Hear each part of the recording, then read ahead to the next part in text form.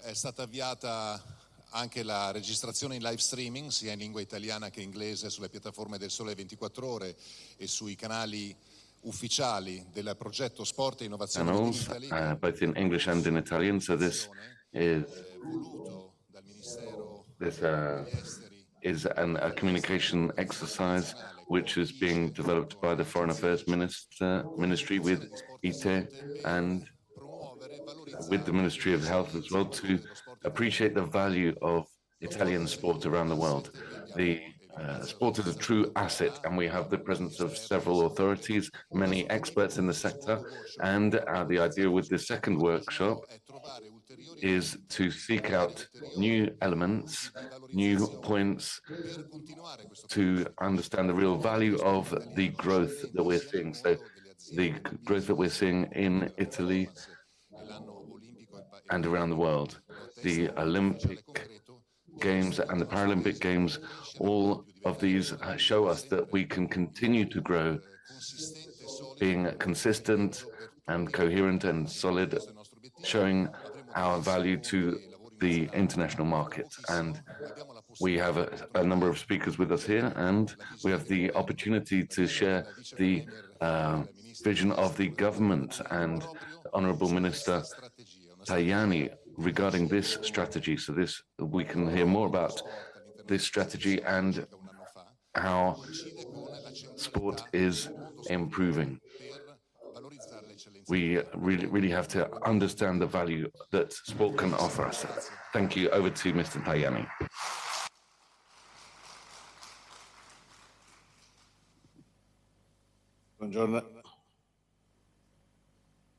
Good morning. Good morning, everybody. Thank you for hosting this important event in this prestigious hall, which is actually not so far from the ministry that I have the honor of leading.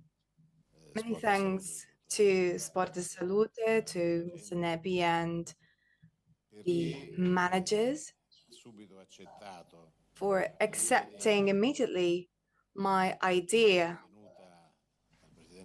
supported by President Zoppas of ICE, the idea of making sure that Italy in its foreign affairs can take advantage of the world of sports.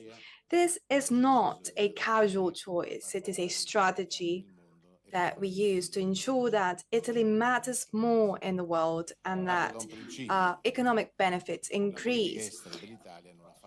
This is based on a principle which says that foreign affairs, our foreign policies are not simply based on what the minister says or our diplomats say.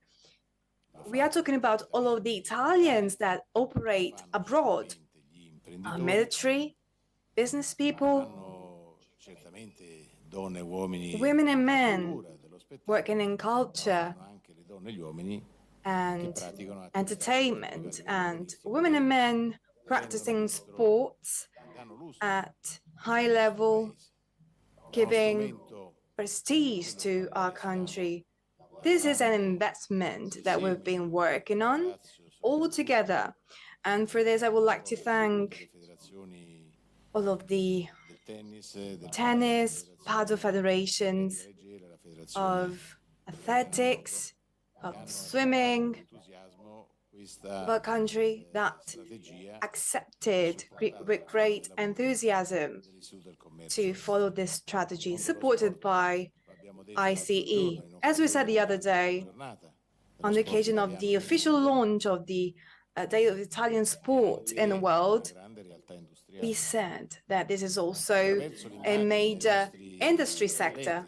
Through the image of our athletes, of our federations, of our skills, of our know-how in the world of sport, we can favor exports in the sport industry, technology.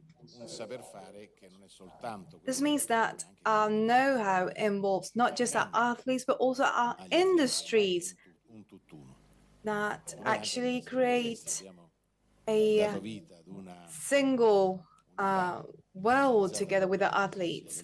We have our own unit now in our ministry focusing on sport because we believe firmly that on the basis of this effort, we can achieve so much. We started introducing some sport initiatives last year, trying to see on a first attempt if this choice of betting on sports was working. We presented the Ryder Cup, the Giro d'Italia. We saw what the reactions were, and they were all very, very positive. This is why we have decided to work in a more structural way, making sure that this world, which is very often undervalued, can become a major protagonist, not simply of well-being and health in Italy. We know that many are the actors involved, also with the aim of ensuring that young people stay away from alcohol, dangers, and drugs. We want to ensure that for our foreign policy truly bets on sports. This is not a one-off. It is supposed to be a constant collaboration granting this sector to help our country grow economically as well. This is an invitation to all of you to follow important events in Italy. We did so with athletics, swimming this year. We want to increase the presence of tourists in Italy. We know that sport tourism is important here. We're talking about technology, innovation, health in the world of sport. And right next to us, we have one of the most important universities of the science of sport. And I do not want to offend anyone with this, but I believe it was one of the most prestigious ones in Italy and in Europe. Therefore, from this point of view, from the perspective of scientific research and of sport research, we can give greater value to the role of Italy. This is what we are thinking of doing in a synergy with all those sectors. We are building a mosaic, and sports are not simply going to be one single tile, but many of the tiles of this mosaic. And we should add to that our social efforts, the Paralympic efforts, which is only another way of showing to the world the solidarity that we have in Italy, the social activities that are run by many amateur associations. This is only another way to let the world know the pivotal role of the third sector in Italy. This was the objective of my political choice as a foreign affairs minister, and I would like to thank our leader in the field of diplomacy and sports. A few days ago, we organized an event to promote the Italian Day of Sport in the world.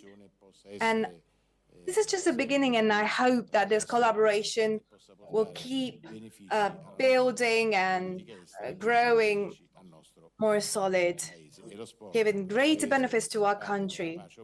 Sport for a country that fights for peace all over the world is just another instrument to keep going, considering two wars that are right at our doorstep.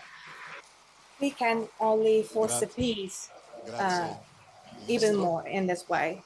Many thanks, Minister. These messages were extremely important. This is a huge journey of a collective journey of growth.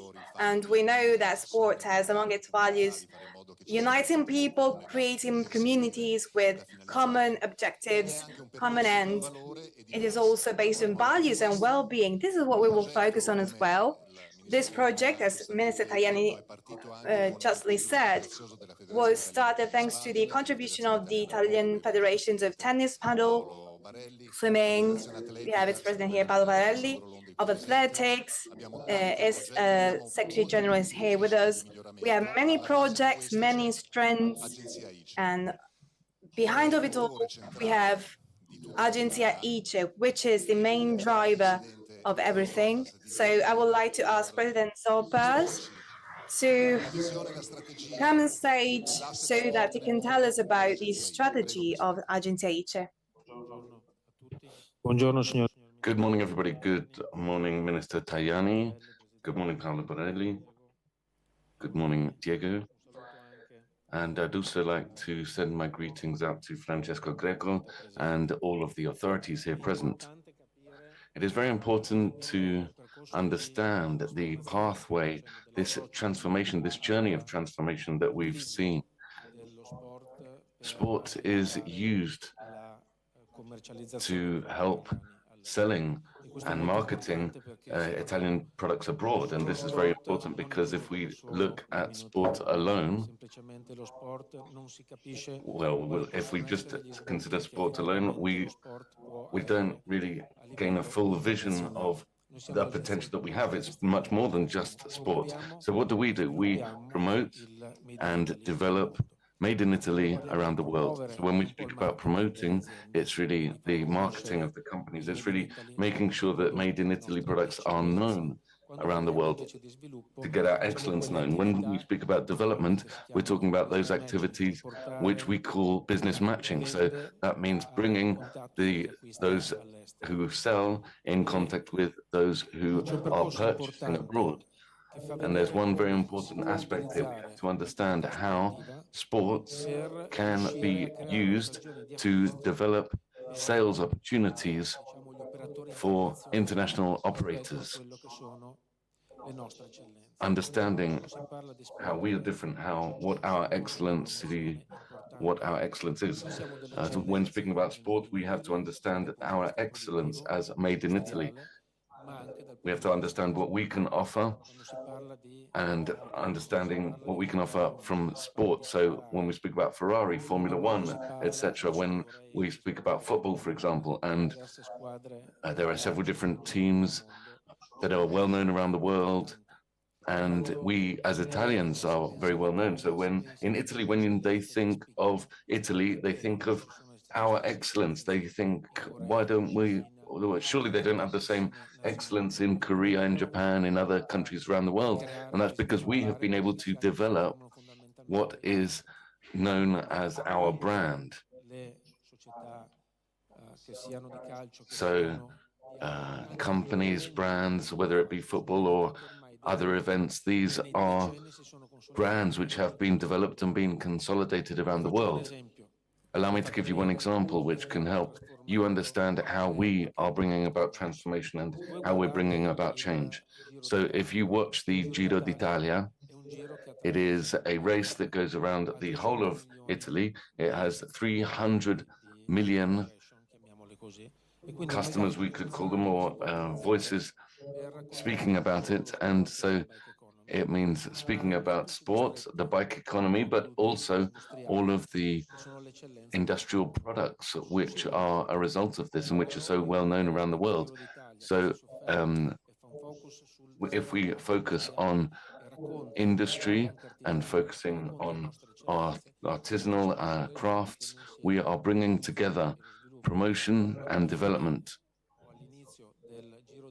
At the beginning or the end of Giro d'Italia, we organize a business forum on the bike economy. And here we bring operators from abroad, people who are there for the Giro, for the race, and we put people in touch with Italian products. So I'm speaking about excellence here, but also other small companies that wouldn't have had the chance to get in touch with these operators.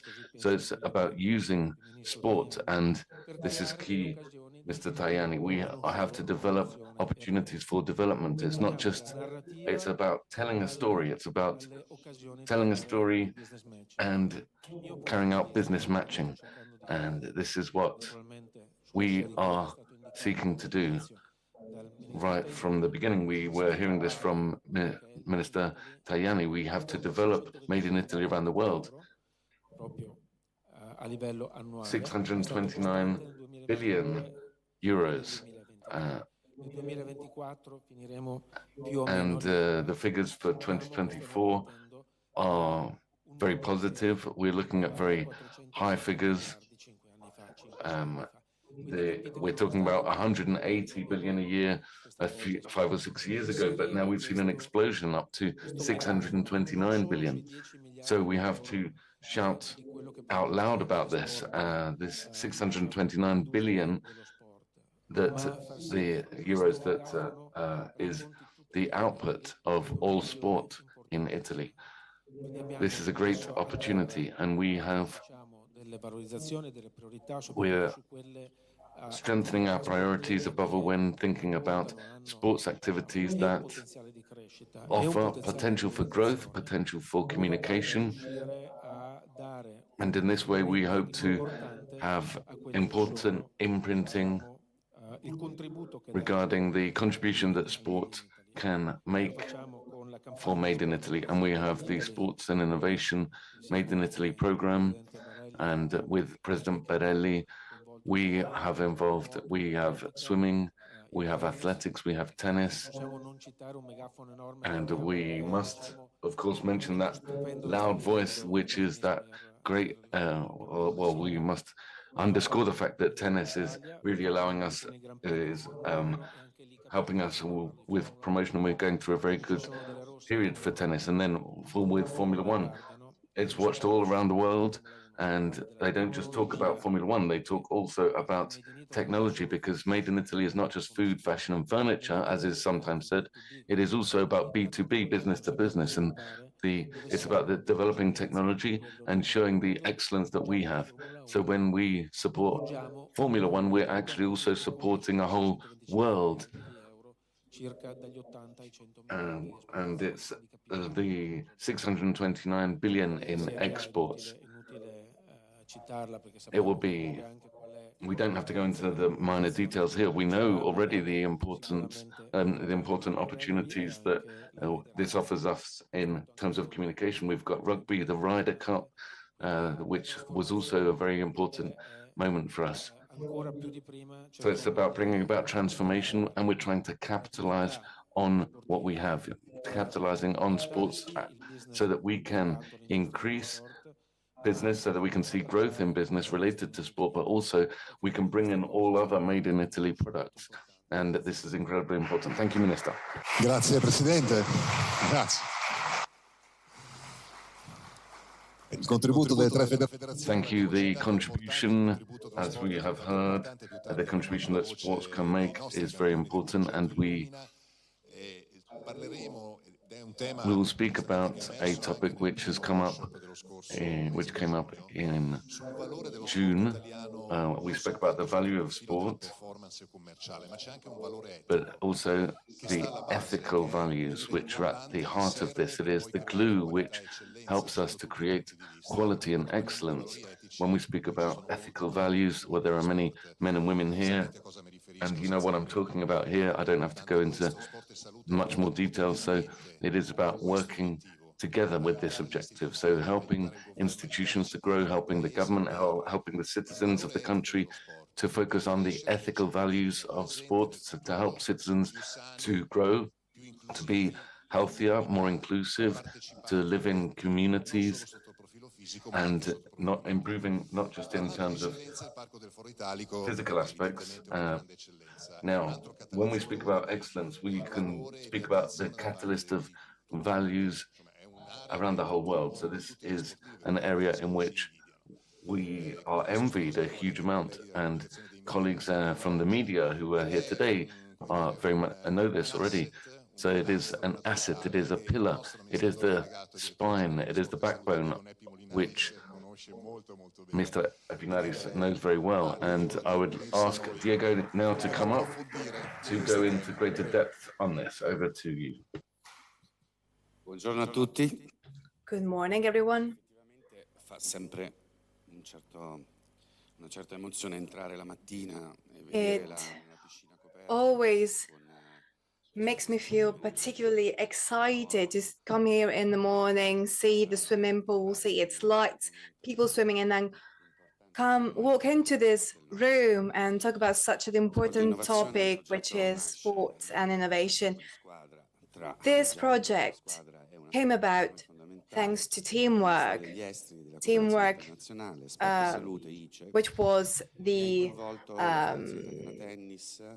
fruits of the work of the federations that we mentioned previously, the Ministry for Foreign Affairs, and our effort.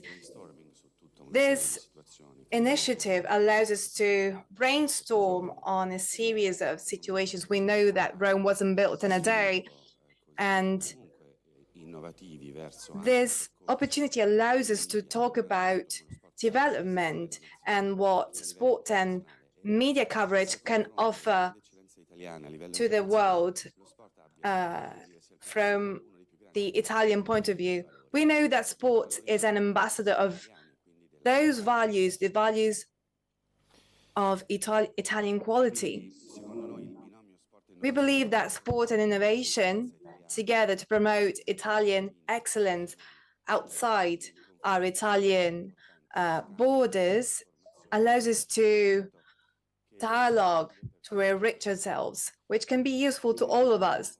We strongly believe in those forms of dialogue, training, sharing, because they are for us a reason for growth, for collective growth that can build a basis for further development and research.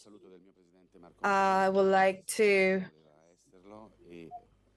share with you that our president would have wanted to be here with us, but he couldn't be. And I would like to thank Deputy President Tajani for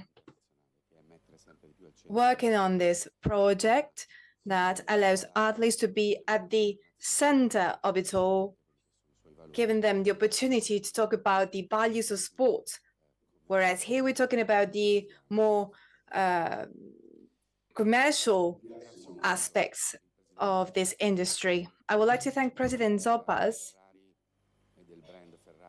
because talking about the brand of Ferrari and cycling as the perfect sectors to talk about Italy abroad, I understand that he's talking about clusters that have existed for so many years. They are very solid, and we can take advantage of them to promote technology, craftsmanship. And this means that when we are tackling new distances, going towards new worlds, we need to understand what we can propose as the paddle and tennis federations. After that, the Sinner explosion came about, and that allowed us to keep working on international promotion and communication. This journey happened again in Paris too, because we saw that during every athletics competition, we could see every night that there was an Italian person, Italian athlete being among the leading 8 athletes. And that's something exceptional for us as Italians. The Swimming Federation for years have been giving us such great results and so many beautiful people, athletes, as Paltrinieri was, as well as the 16-year-old girls that are going through new challenges and competitions. Therefore, I believe that thanks to these federations, in Sport and Salute, we can do so much. An initiative that we inaugurated in May. We have a long-term view, and we are focusing on many communication and media values. Many are the results that we've already achieved in a sector, that of sports, that in terms of economic value in Italy is rather significant. We're talking about 22 billion with a 1.3 GDP contribution, and we are talking about 2.2% in terms of economic increase, also in terms of employment. Now, I have a series of data in terms of the results of this first part of our project that I would like to illustrate. To let you understand the current situation. The events held in between May and June 2024, so great participation in terms of audience, athletes, and media coverage.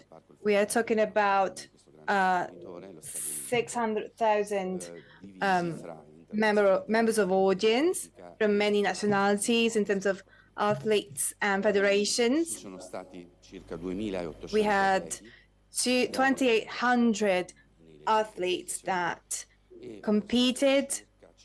About 50 were the companies that invested in these events.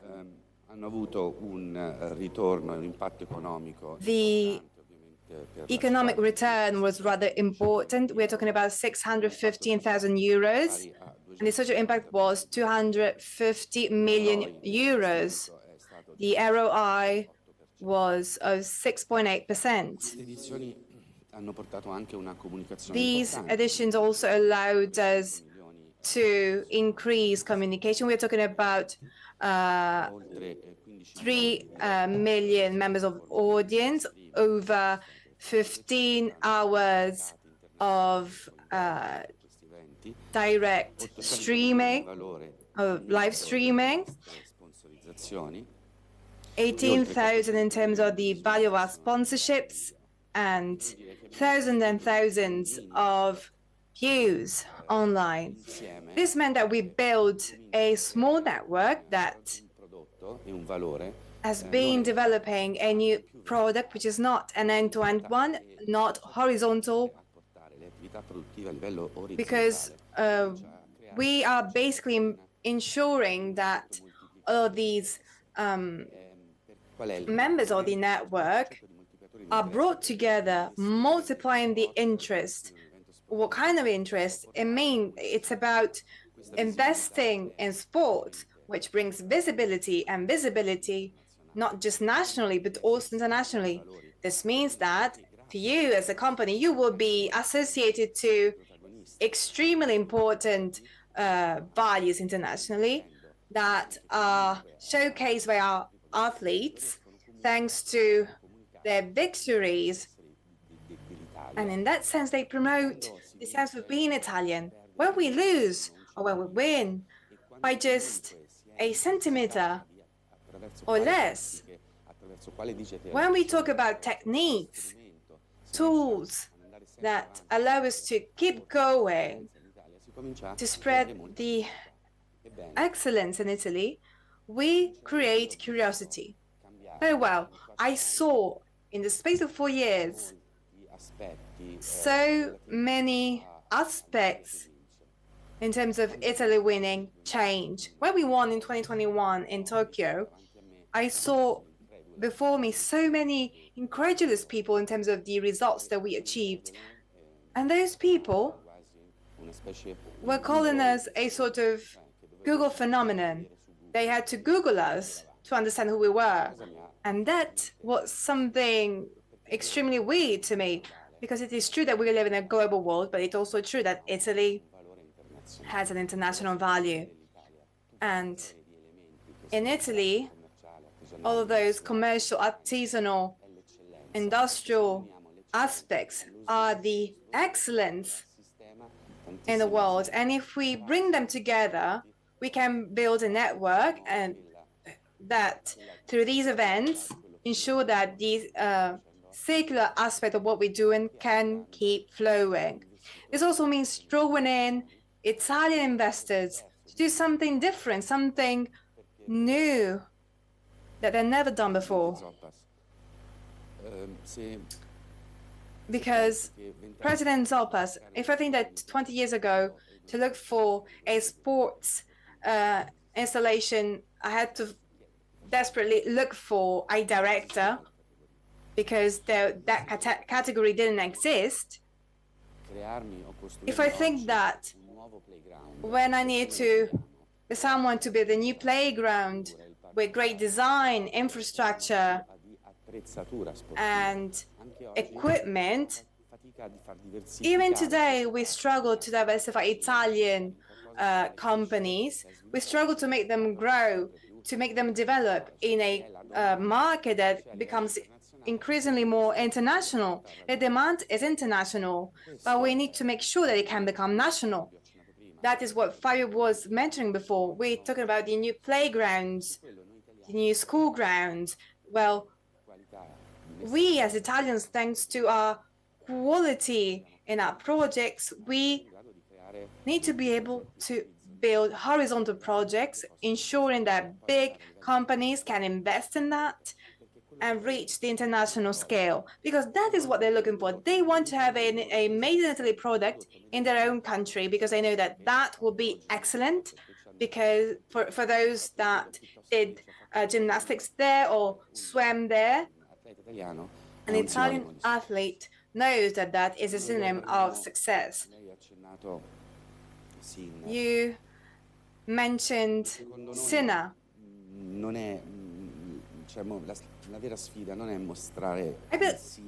We believe that the real challenge isn't really showing how Sinner is winning, but showing that he is winning while the whole of Italy is playing, staying healthy and strong, with companies that are specialized in this industry, with a network of technicians and specialists that work in the Italian federations of tennis, swimming, athletics.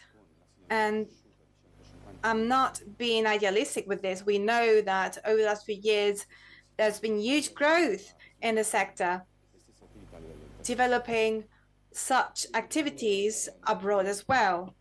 Now, I would like to conclude by saying that we will have to deal with a complete and complex work. We will have to bring our strengths together with the objective that we can go beyond our own borders, bring in our products and quality elsewhere, thanks to our extremely great means, the national teams of tennis, rugby, swimming, and other sports realities that can be extremely excellent. Yes, I'm very well aware of your qualities, but that is what we want. We want to, thanks to the courage of innovation, and thanks to President Zoppas, we saw that happen. We want to go on a new journey. It is coming to life, and we want to give it even more strength so that it can become a multiplier in the world of sports. We have seen the returns on the investments. We have all of what we need to achieve a global vision. We are not just Italian, because we know that otherwise I will never find someone who can build a playground in Italy. So I would like to thank everyone who came here today. Thanks for those who work on this, for those who believe in it.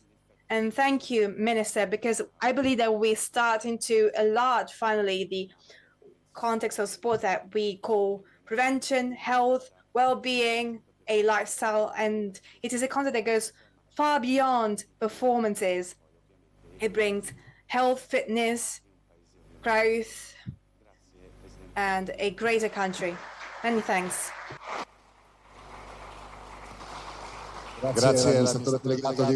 Many thanks to the CEO. The horizontal dimension and working together. Now, before we move on to the next session, I would like to ask the Minister to come on stage for a picture with our champions. And then President Zoppas and Minister Tajani have other commitments, unfortunately, but I would like to take advantage of this moment to take a picture together. Presidente Barelli, prego. Sì, Presidente Zoppas, prego. Nostro amministratore delegato, eccoci qua.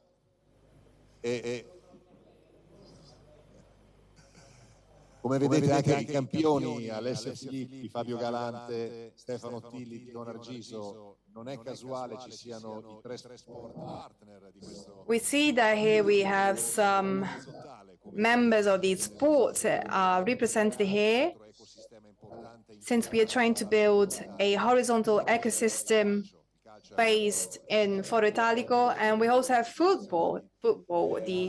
We mentioned it many times. We know the great value of it.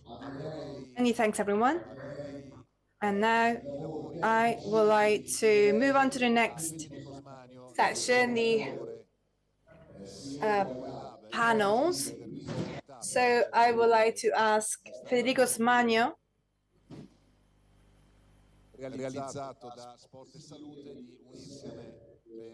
to join me so that we can come and sit around the desk where we will be hosting our champions that will be taking the floor. Many thanks to our colleagues, managers, directors that are following us remotely.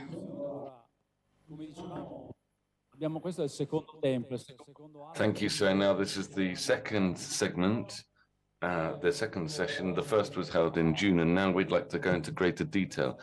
Workshops and conferences are theoretical often, and what we need is to have a take-home message. So we have gathered together a number of points from those who took part in the first workshop.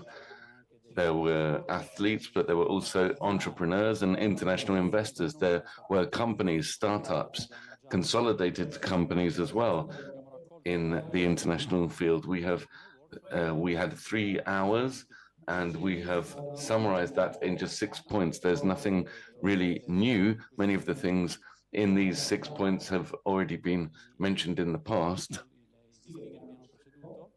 And the speakers who have spoken before me have mentioned these points. So these are useful to understand what is happening. So we have a panel of elite athletes, and we will launch these points. We will have a technical panel with investors, entrepreneurs, and those working at the international level for Made in Italy. And we have to really bring together all of this work and to bring it to the attention of government authorities. In some cases, we have to refine our strategy. In other cases, we have to create something new in order to promote Made in Italy, to make it more well known. So if we could bring up the slide, the 6 points from the first workshop. Well, the main role of sport, as we were hearing, sport plays a central role in the economy.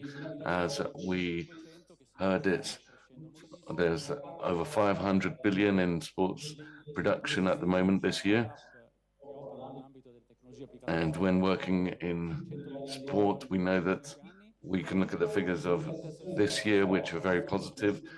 The link, longevity, living a long and healthy life are very important. And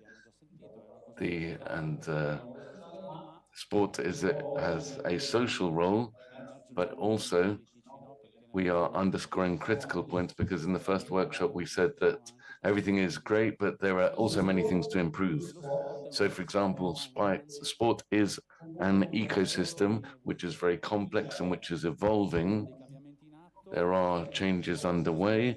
We need more immersive experiences. We speak a lot about monetizing sports, and those who work in sports have to have the right skills. They have to capitalize on what they can do with their fans, and they have to personalize experiences as well. Innovation as an engine for success. Athletes know this. It is thanks to innovation that you can you can close that 1 centimeter, that marginal difference, that marginal gain that can help you win. There's scientific research, there's the human factor in organizations. So this is a winning cocktail to develop innovation. So this is innovation which is not just about what we call 0.1. There's a very important book which is from 0 to 1, but there are incremental gains which are fundamental for the development of the sports system without forgetting sustainability. So it's sourcing materials, but also in terms of produce and business. A fundamental point is looking out to the rest of the world. We take that for granted sometimes, but what is important here? Well, Italian businesses should think and operate globally right from the very start, right from the very beginning, as a startup, just beginning, and from that moment onwards. And we have some markets that are developing incredibly around the world. So for Asia, for example, and that there are synergies between governments, companies, international operators, developing made in Italy around the world. Startups play a fundamental role because they do what is called order innovation, and corporates, many companies don't do this because they don't have that in their DNA. They don't have those skills. They don't have the swift growth of their services baked in to what they do.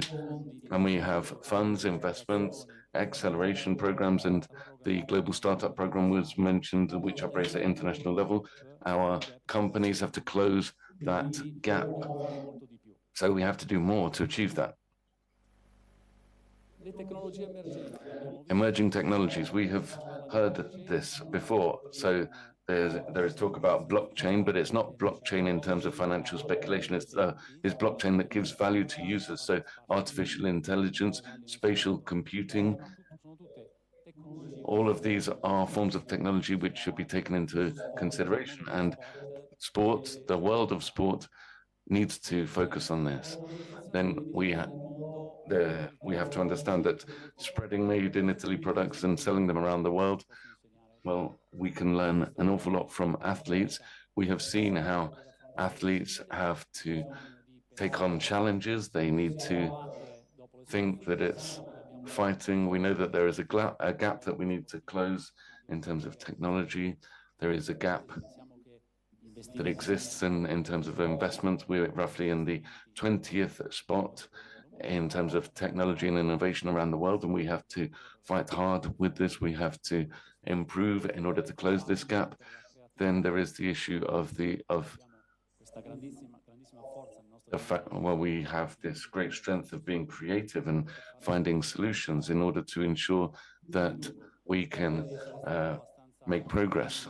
I hope that I've been brief enough. I can now hand over to Marco Bellinazzo, who is a journalist from Sole 24 Ore, and he's been leading us in the first workshop, and he can now share a few more comments.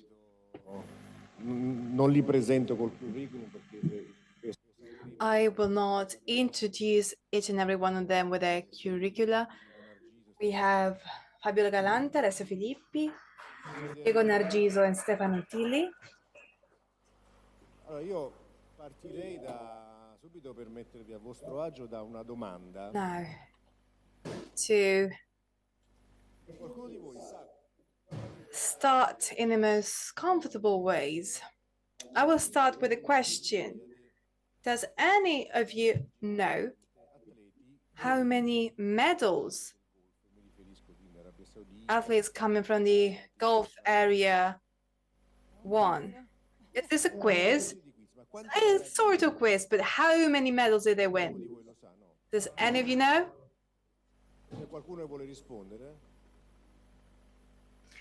Who would like to answer? I'm not aware, unfortunately. I do not want to make you feel uneasy. It's just a starting point. They won about a medal, a single medal, when actually on average they win around 2 or 3. Yet these countries, over the last 15 years, they have become the champions of sports in the world. Who won that medal? Well, it was in athletics. It wasn't even from actually that area. It was from Qatar. It was in Nasser with the 400 meters. Well, no, actually, I was talking about someone else. Why do you want me? Why do you want to make me struggle? I don't remember details. The other one was won in Tokyo. It was a gold medal. I think this one was a bronze or silver medal. I'm not sure. But this shows you how sports practice is actually irrelevant to the fact that these countries over the last 15 years have become the owners of world sports. Any event was included in their own circuits because they have so much money and they know how to invest it. They know that sports is an accelerator economically, as we said. It is also an accelerator in terms of geopolitics, because much faster than any other diplomatic strategy, it allows you to gain a strong position on an international scale. It is also an instrument of nation building, which allows you to build your own identity. Now, without digressing, we cannot understand what we're focusing on with sport and innovation without understanding what has been happening over the last years in terms of geopolitical, sports and health changes. The Arab countries have so much money, which means that they own all of the events, even the World Championship of football and all of the World Championships of swimming, of athletics. Very soon, Sina will go play a small tournament, but actually a huge tournament in terms of the award. Yet, what they are lacking is athletes, the drivers, the very drivers of this development, because they are the ones who give a spark to that sense of belonging, of identity nationally. In Italy, we have had, and we will have, so many athletes that are extremely good. We have this capacity, perhaps an artisanal capacity, of building around champions, thanks to our technicians, to our great artisanal skill of creating champions. We have our own excellent athletes. We have federal centers, as this is one of them, allowing us to build those champions. Clearly, when you were competing, you were not thinking of all of these aspects, right? but to already have the experience that lets you understand how all of this is important. And that is why you're here. I would like to ask you, how has former athletes, this type of evolution, being part of the preparation, the sense of doing sports, how each and every one of you in your own field can convey some of this to the new Made in Italy champions? Let's start with Alessia. Good morning, everyone. I believe that this is a very important topic. And while you were talking, I was thinking about the fact that when I won the world tournament, there was a boom in terms of people signing up to swimming pools. And we are seeing this now with tennis, with Sinner that has been winning, because so many people are starting to do tennis. I believe that having a champion in the field means more business. Yes, we are talking about a medal, but it's also about drawing more people to sports. I'm a former athlete, but also thinking of the future. The question I ask myself most often is, what did you feel when you went to the Olympics and then moved on to the World Championship? Well, I more or less remember it. As a former athlete, perhaps I would like to think of AI, for instance, with a visor, with some sensors. All of that could bring you back as an athlete or as a normal person doing sport, to go back to a stadium with 60,000 people. Think of Sinner with 50 or 60,000 people around you. I'm not sure of the exact numbers, but when you're there, you feel fear. You feel fear, the adrenaline and excitement. It is not easy to manage those emotions. My first time, I was 17, and when I entered the stadium, I thought, oh my God, this is too much for me. But then that was useful to manage things better in 2008, and it would be good that AI were developed to help the athlete get trained in terms of living those emotions so that he's not unprepared when it's about to go to such a competition. And even for someone who stopped doing sports, it would be amazing to live that through a visor, because it is hard to feel that excitement again.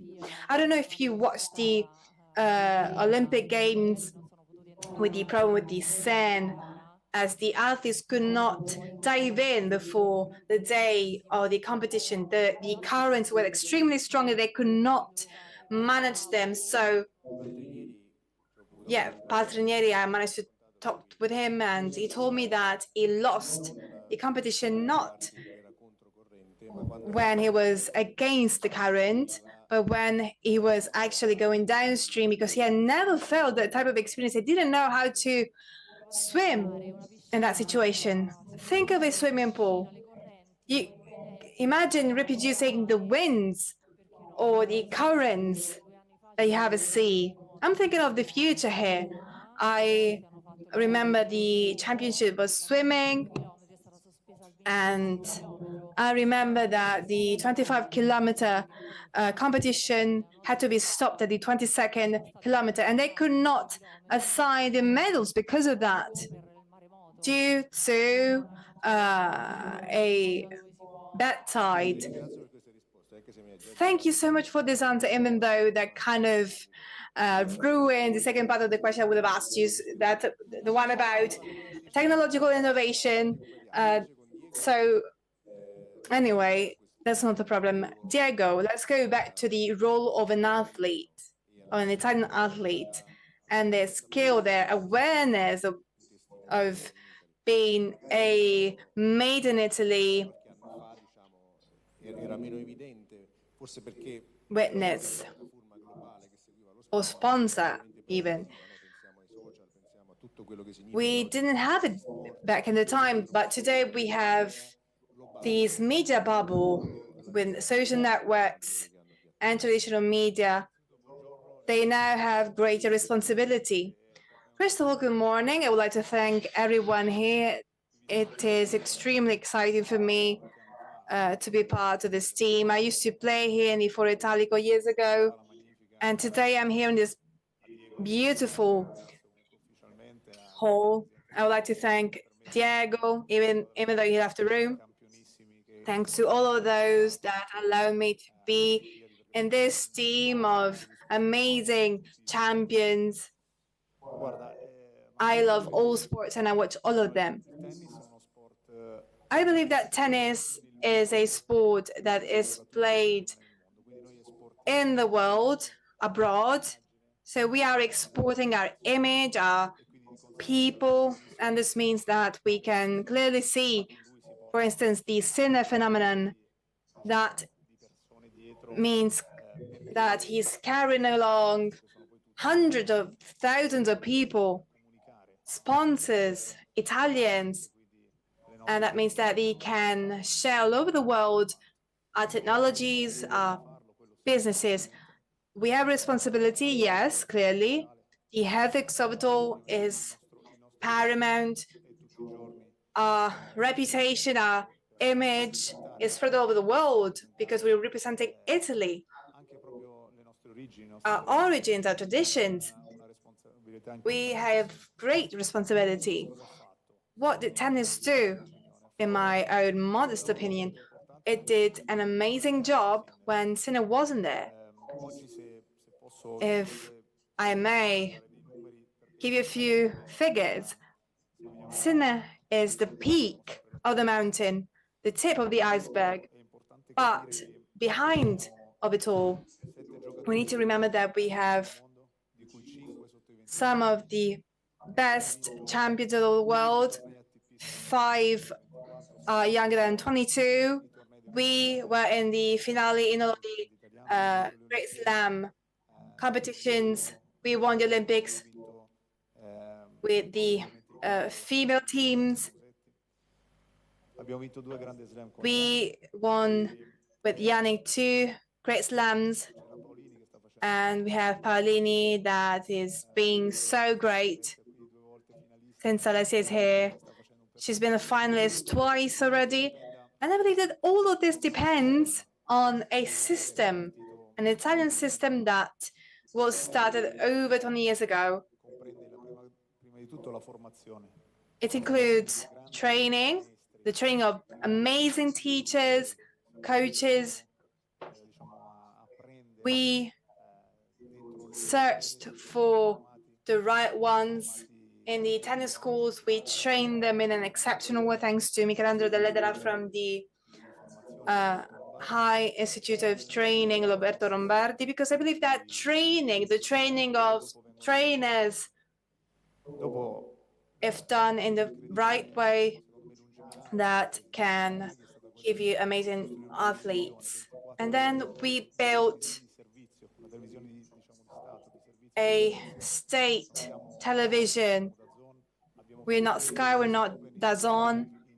We broadcast US Open thanks to those channels in the homes of our Italians. Years ago, everyone would have thought it impossible to happen. And then we gave power to decentralize and not centralize. We used to believe that in great training centers, that was the only place where we could train great champions. But actually, what we did was allowing our young athletes to stay with their families, ensuring a great staff to develop those young people from the under 10 and under 12. These athletes are followed not just from the technical point of view, but in general. For instance, the federation gives contributions, and the first thing that we are told as technicians, because we are the trainers and coaches of those young people, is that showing the example is what most matters. Being polite,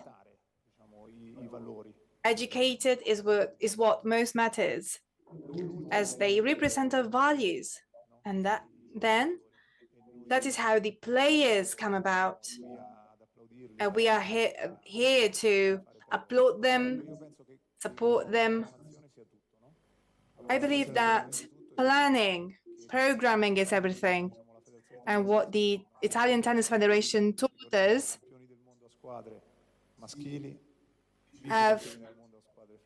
is precisely this.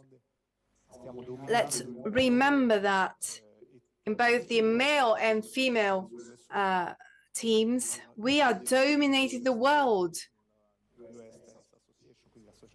The leaders of the STA have been asking us, how do you do it? We are being the best, and they're trying to copy us.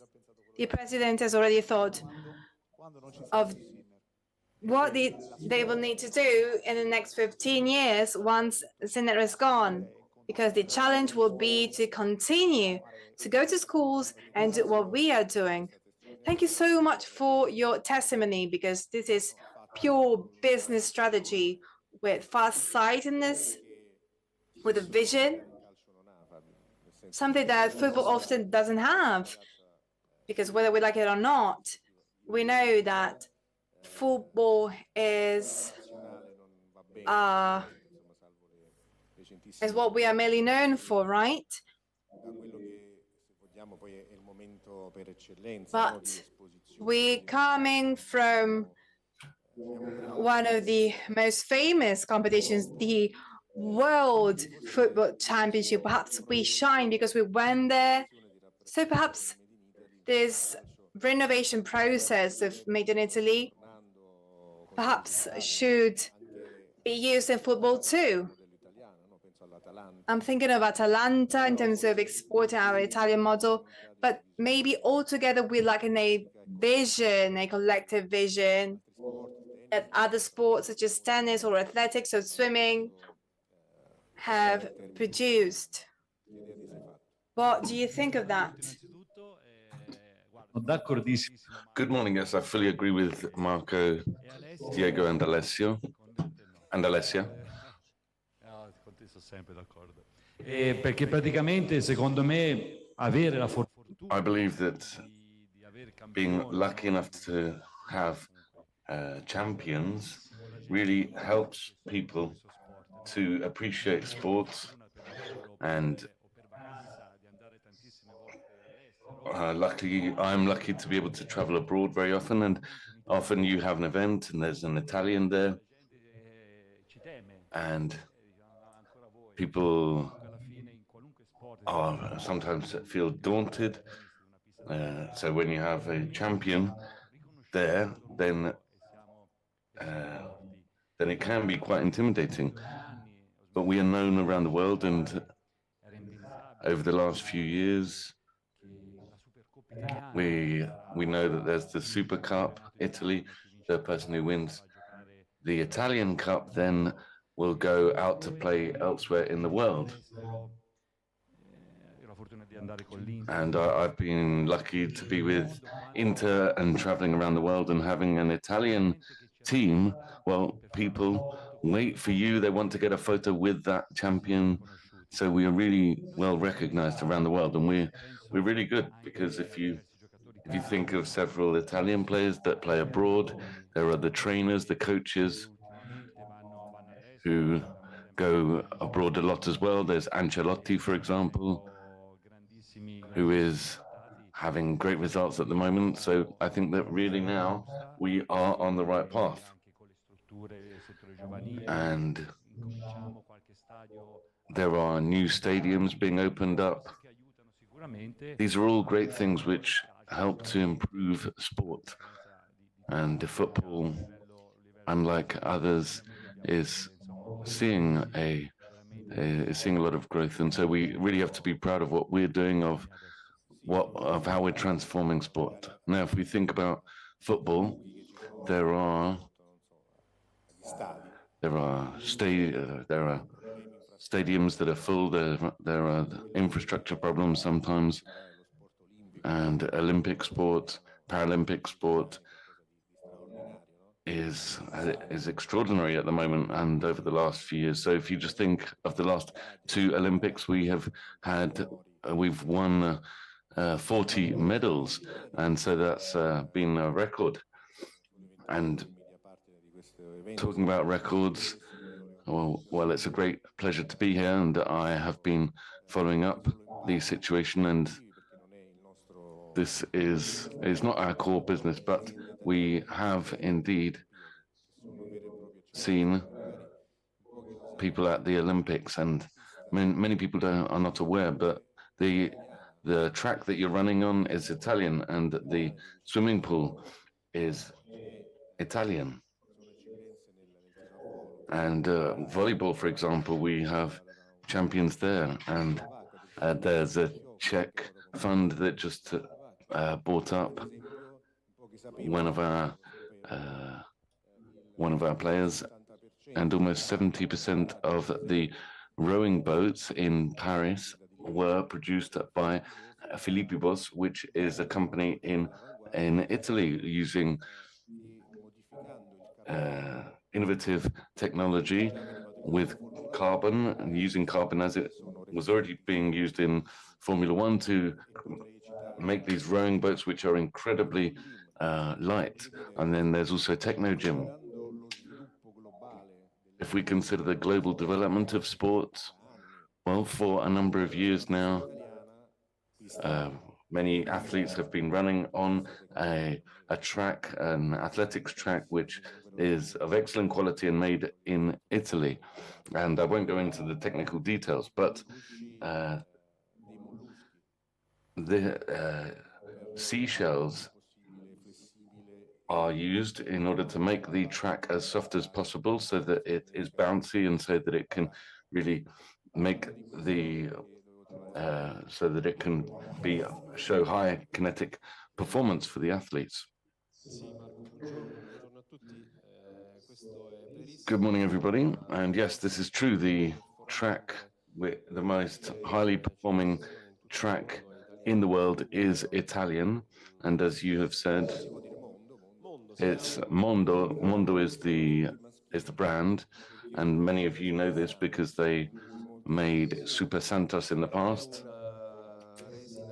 So this is a special resin. It is very elastic, and there are micro balls of compressed air, and so when the athlete runs on this, it is highly performing because it means that the athlete spends more time in the air, and this is excellent. So, and this can shave off milliseconds, but 86 milliseconds even. And you were speaking about carbon. Well, there is a layer of carbon which cannot be deformed. It is very light. It is very rigid, and that's used in shoes. And there is an Italian company. Maybe you remember Ben Johnson. And we can mention brand names, no problem. And so we're speaking about made in Italy, so we can speak about Italian brands. So as you may all remember, there was Borg. Sergio Tacchini was using our brands. And now just to go back to the main idea of this event, is about technology and innovation. And there was the coach, and we used to go to Carsoli, and they would give us huge paper rolls, which then we rolled out on the ground, and we would run on that to measure the distance between the left and the left, the right and the right, right, left, and then acceleration, what happens at the end. So when you're tired at the end, when it's the last 20 meters, then your stride is not as far and the brain is tired, and so that means you're not able to maintain the same frequencies. And there is a company from Bolzano which puts 2 bars on the ground, and then they tell you exactly the speed that you're running at and your stride and your pace. So this is another example of Italian excellence. And then there are pedals that measure the time that you're in the air and the contact time. I remember that there was one guy who would jump and then put a mark up on the wall as high as possible. That's what they used to do in the past, but now they can tell you exactly how high your waist has gone, your hips, and they can tell you exactly about each part of your body. And so really, we are on the rise as Italy in terms of sport. And that's the way it has been, and it will always be that way, I know. Many of us remember the Democratic Republic, the GDR, the German Democratic Republic, and we were one of the few federations of world athletics that still that continued to keep the Russians out, because the Russians have a nasty habit of improving their performance by using illicit substances, and the Russians, in order to face up to the United States in their rivalry, well, that's what they did. I remember China and tortoise blood. They used to use tortoise blood to improve the performance of athletes, but not for swimming. No, that wasn't for swimming. They were using a different substance for swimming. And so sport has been a vehicle for promotion of the country. In athletics in Paris, in the Paris Olympics, we saw the Julian Alfred win the 100 meters. He's from St. Lucia, and that's a tiny island in the Caribbean. And this was on the front page of the headlines. It was in the news, and so it is now acknowledged that the sport is not just a pastime. It's not just to have fun, or it's not just a leisure activity. It is an activity which is really at the heart of our society.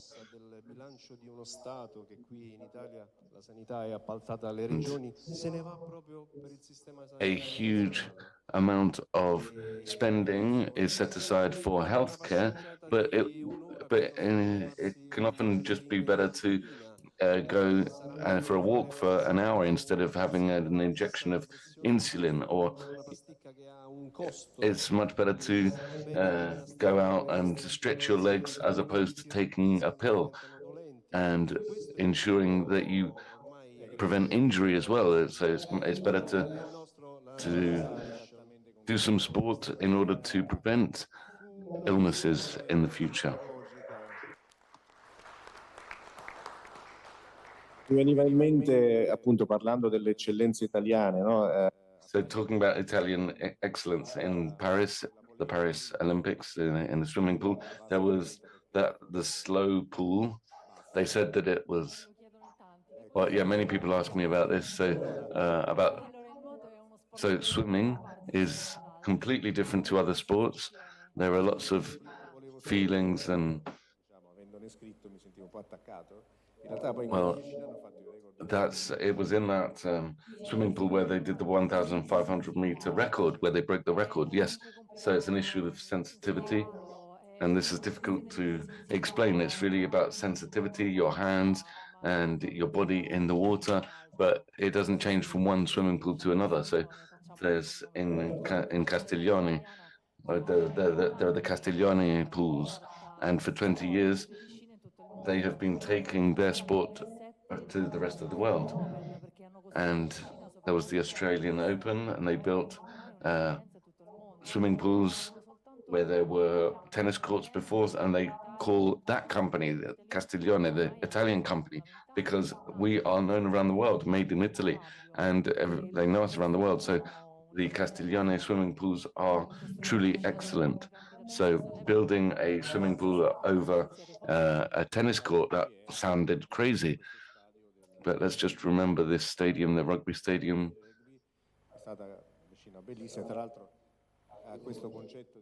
There's this concept of modularity. So you can take apart the swimming pool and you can then send the different parts around France or elsewhere. So you could break the record in a pool like that. Yes, you need the perfect temperature for the swimming pool, but it's not that one pool is faster than another. It's really a mental issue. It's the sensitivity of your body, your hands. And they don't hold the athlete back with elastic. So there's this issue on technological innovation. Maybe your sport has changed and developed over time. Maybe you can think of somebody who you could suggest. And we could hear from the investors on technological innovation. If anything comes to mind here, then you can let us know, and we'll have to bear in mind royalties and copyright. But as I was saying before, so a swimming pool that can recreate an atmosphere outside so that we can avoid the problems at the Seine, at the Olympics, or as happened here in Ostia. Well, and in terms of artificial intelligence,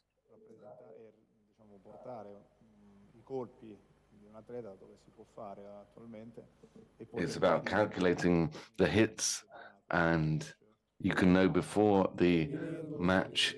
So you can see, thanks to artificial intelligence, your opponent. You can understand how they play, where they're hitting the ball, what the speed the ball travels at, the percentage of different hits, and so artificial intelligence can be very important, and you can study this. So this is quite a good idea. So we can speak about the royalties later on, but. And we as journalists, we have to follow technological innovation.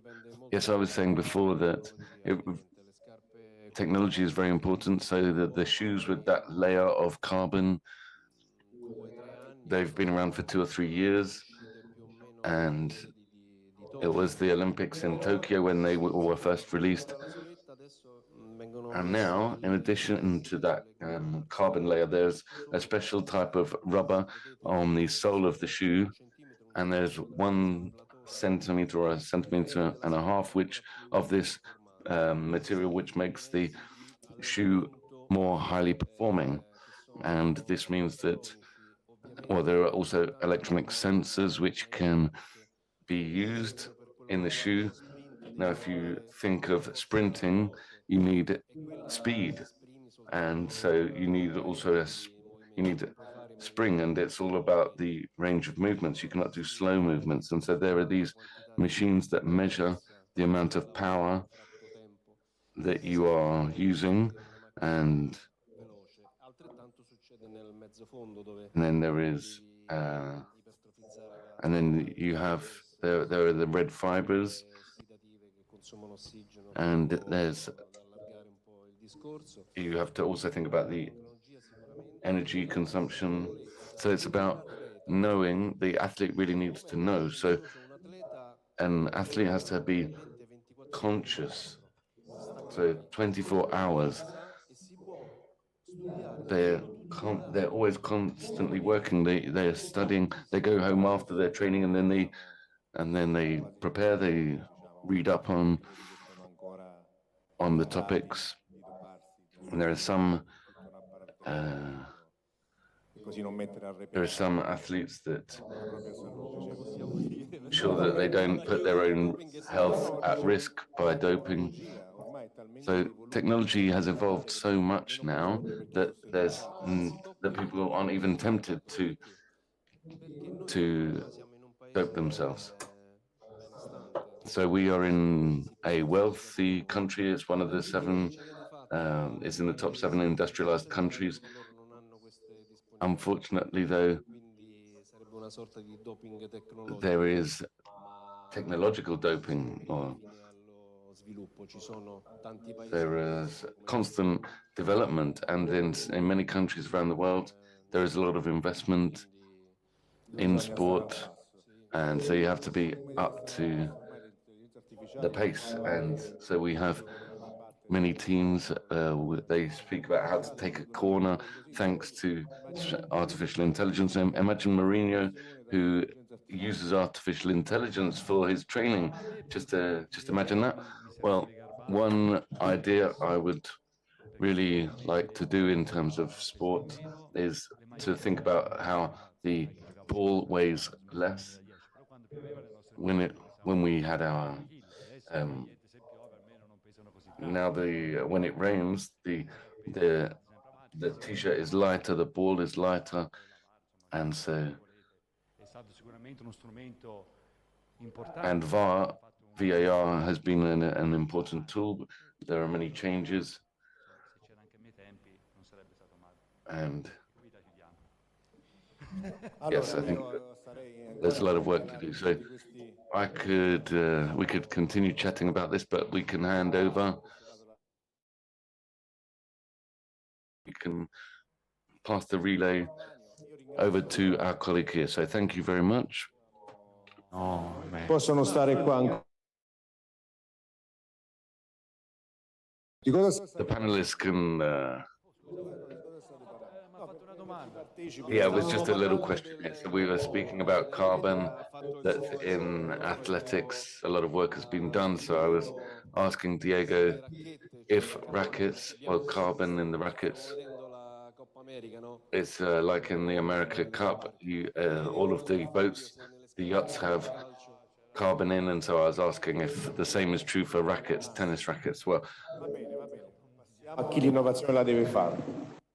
Vi fermate con noi, vero? Non scappate. Okay, don't leave, and back to. Allora, nell'ultima parte chiamata. Okay, now we have the technical panel, and we're changing this. This is a hybrid panel. We have some people speaking here in person, others connecting and speaking remotely. So I'd like to ask the speakers to come up, and we have an entrepreneur with a lot of experience in digital marketing. And I remember when he was playing in the league, and he's written an excellent book with excellent content and a very interesting podcast as well. And he has changed the approach of sport with fun and engagement, with working with different leagues and confederations. So this is Fabio Lalli. Welcome. Abbiamo un imprenditore, un investitore con esperienza nell'ambito And then we have an entrepreneur in the field of telecommunications and technology. He was a leader and with great experience in London too, is now the founder of an investment fund called TechShop. We're talking about Gianluca D'Agostino. Welcome.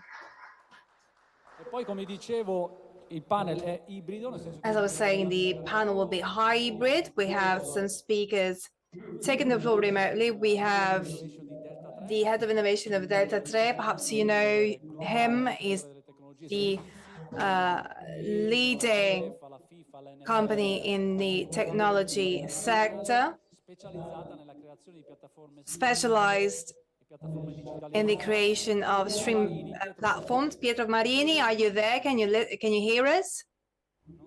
We don't hear you.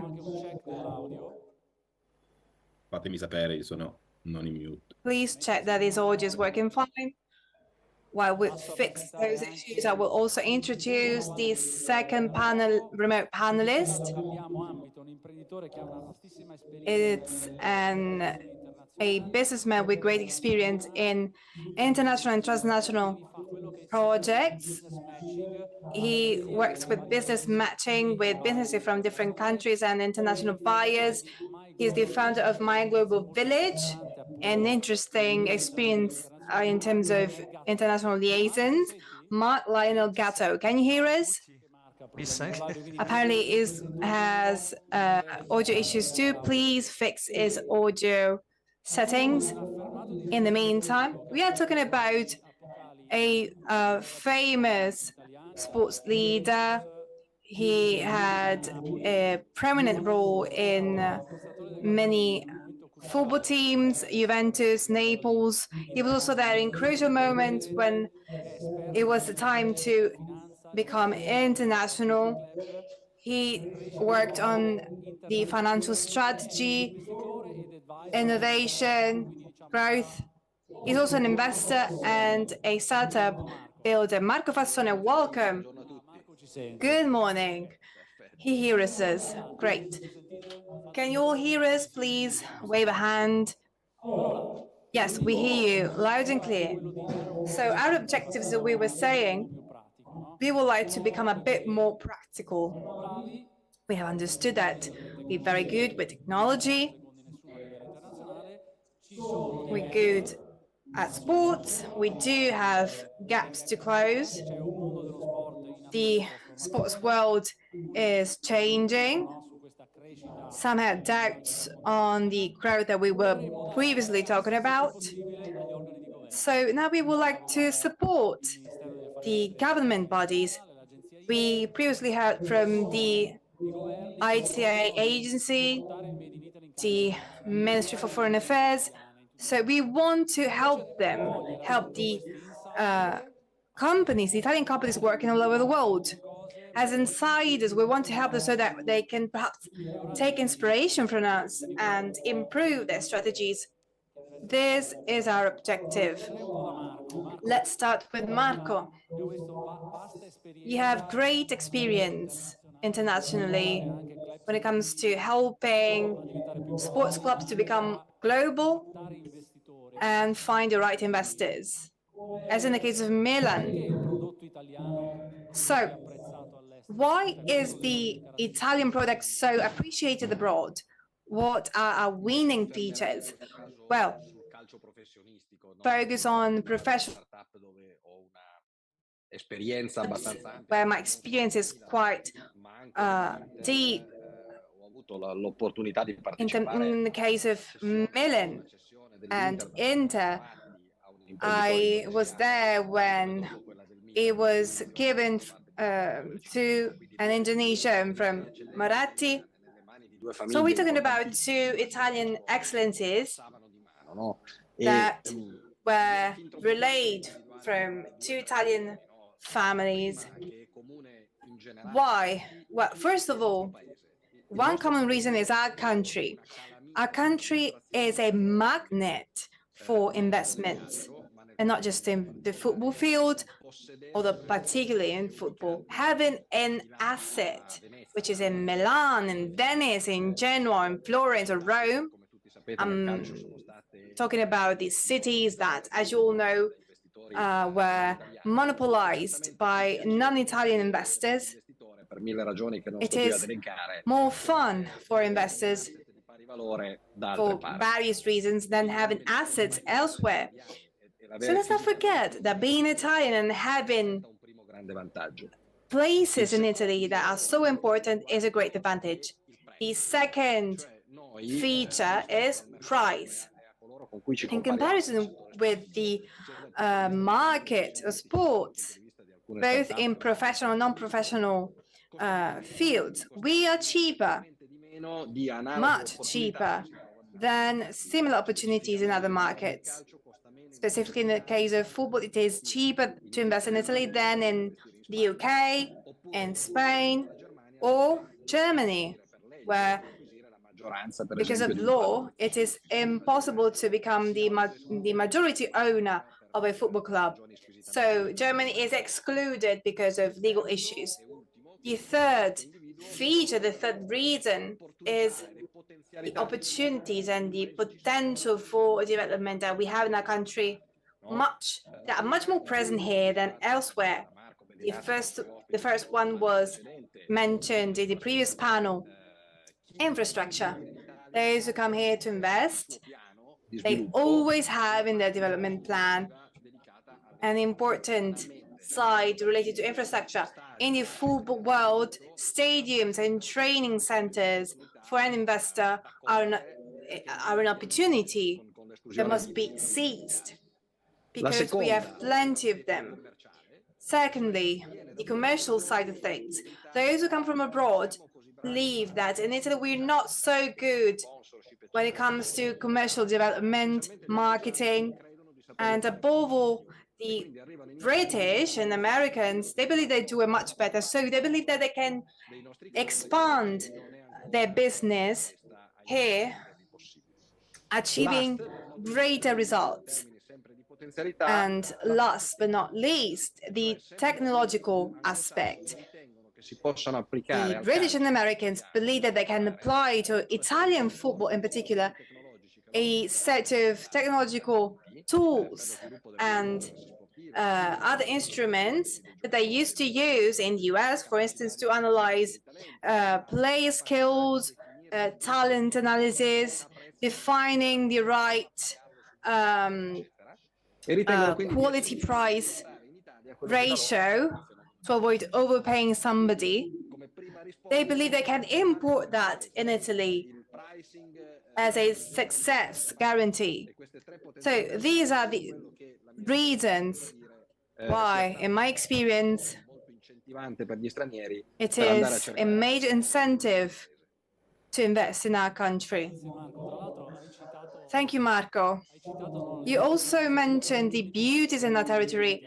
Let's not forget that aside from Milan Cortina 2026, we also have the Jubilee, which is not a sports event, but it will draw in so many people in Italy. So perhaps we should also talk about in a more cross-sectoral way, since sports, it tends to be a silo, but actually we should open ourselves to other sectors.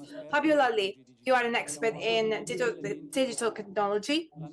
We talked about the need to offer more catchy, immersive experiences and the and models of business that are directly addressing the consumer. Do you believe that, for instance, Northern Americans are far too better than us at this? Well, first of all, you basically answered to the question. Of course, there are some countries that are quite ahead of us because of their culture, because they've always developed a particular type of technology or skills that are related to that, that allow them to stay innovative and be the first in line. I'm thinking of the NBA. On the other hand, I do believe that we can compete, but there is a but. The cross-sectoral nature of industries. In the sports world, we tend to look for the best in-class people within a specific industry for that specific offer. But the truth is that there are technologies, and they are cross-sectoral, that are already being applied and they're well known to the market, but they're not used in sports. So this leads us to a second question, to a sub-question. Are we capable of finding those technologies? Because very often those who develop a specific technology, they don't know where to apply that technology. In a specific sport, a specific type of soul, for instance, could be particularly useful. Because I develop a technology, but I'm not focusing on a specific problem. So what I would like to share is a specific concern to be able to export our technology, to give greater value to what we have in Italy. We need to have the skills to observe, to interpret that type of value. If in a football club, if in our institutions, we analyzed the organization, that, well, technology and innovation are not part of their organization. Now, this is particularly meaningful because it is if I went to a doctor study and the only doctor present was a urologist. It means that the specialist has the right skills to check me out, but not the right ones to solve my problems. So perhaps we need to remember that people that work in innovation, work in research, scouting, they must understand and interpret technology and then find the best pathway together with business, marketing, the athletes to apply that technology. But if this does not happen in a clearly defined way, then it is very unlikely that we will manage to export all of this. Many industries are doing particularly advanced things that are not being applied to other industries, and the capacity of analyzing and applying these two industries together are something particularly important. Then, of course, we could talk about AI applied to digital twins, to experience, to the empathic component of being in a great stadium. That is all viable. There are already contexts where that is already happening. Or let's think of the ball thrower that could be used in tennis with AI. That is feasible. They already exist. They can be activated or deactivated through an app. There is already AI simulating behaviors by reading some instructions. So if I wanted to play against Djokovic with a ball thrower, then I could do that already. So I can simulate that type of training, virtually and physically. This is feasible today. But if we look at the industry, if we look for somebody that has already done that, we might not find that person, that business. We might follow someone who's already looking for that. If we do what many industries are doing in the automotive, fashion, and other sectors, they no longer look for innovation in their own industry, but they go to other industries and then bring in that innovation and apply it. I completely agree with what you're saying. Considering that I work with startups, I am aware of two specific problems that they have. They lack capital. It is not being invested. And we also lack a national market in many ways, precisely because of what you said, and that is related to skills. However, there are some successful cases internationally.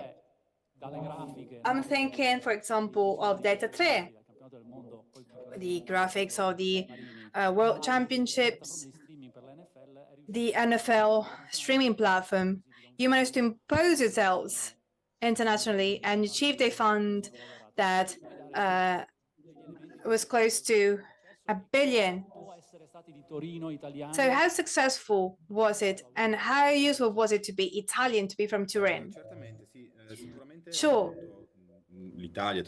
I would say that Italy and Turin, they are in the DNA of the DELTATRE. They've always been there and they always will be. There are some specific features in terms of the Italian habits that contributed. For instance, our innovation and technological skills in connection with our creativity, which is so Italian. We managed to find solutions in the market that are particularly innovative, state-of-the-art. And then another important feature that was so important, specifically when we started working on timing and graphics, was the openness to make changes at the very last minute when the competition was about to start.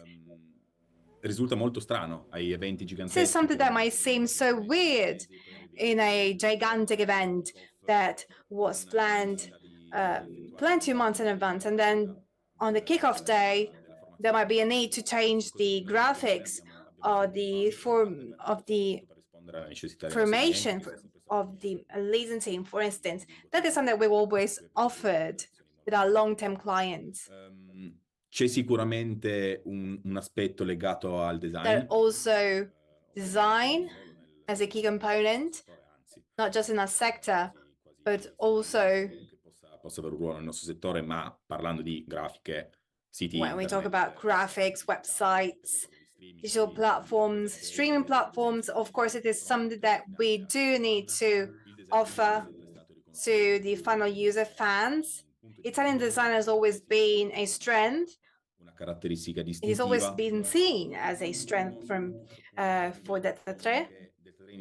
Finally, considering that we started working in the 80s in the world of ski, athletics, and then football, our sports culture, above all, and especially in these four sports, was so important for us in terms of it as a driver to achieve quality, and then externally because it was an important contribution in terms of each and everyone's skills. Mark, before moving on to you, I would like to talk to Gianluca.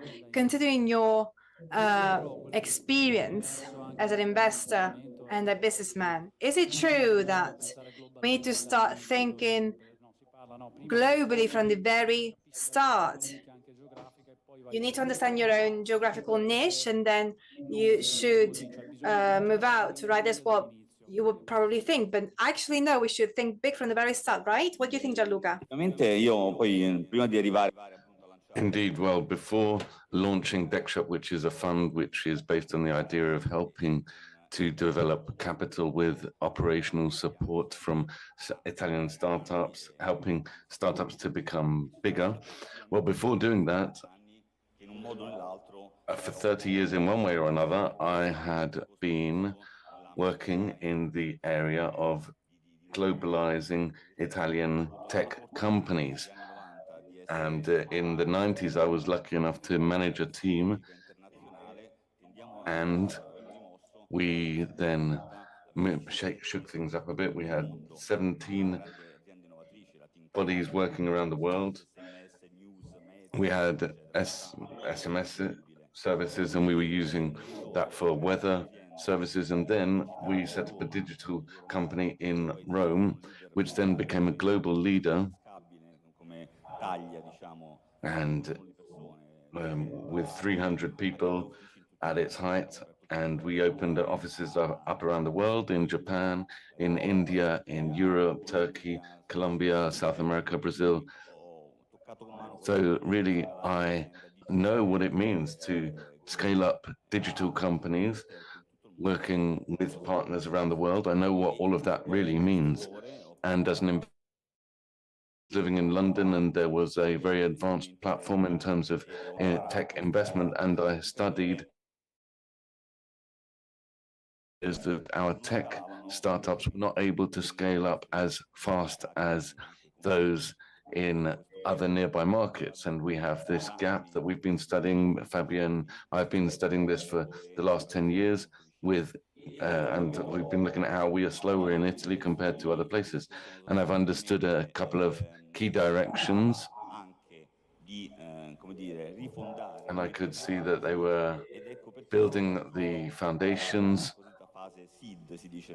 And in the investment world, we speak about the seeds, the first seeds, sowing the first seeds. And so given that I was abroad, I looked for talent from new companies, and the idea was to sow the seed and scale up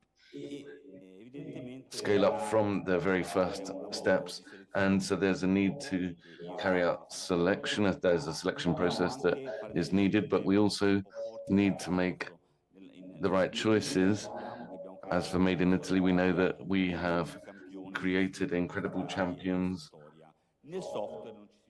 In software, we didn't manage that.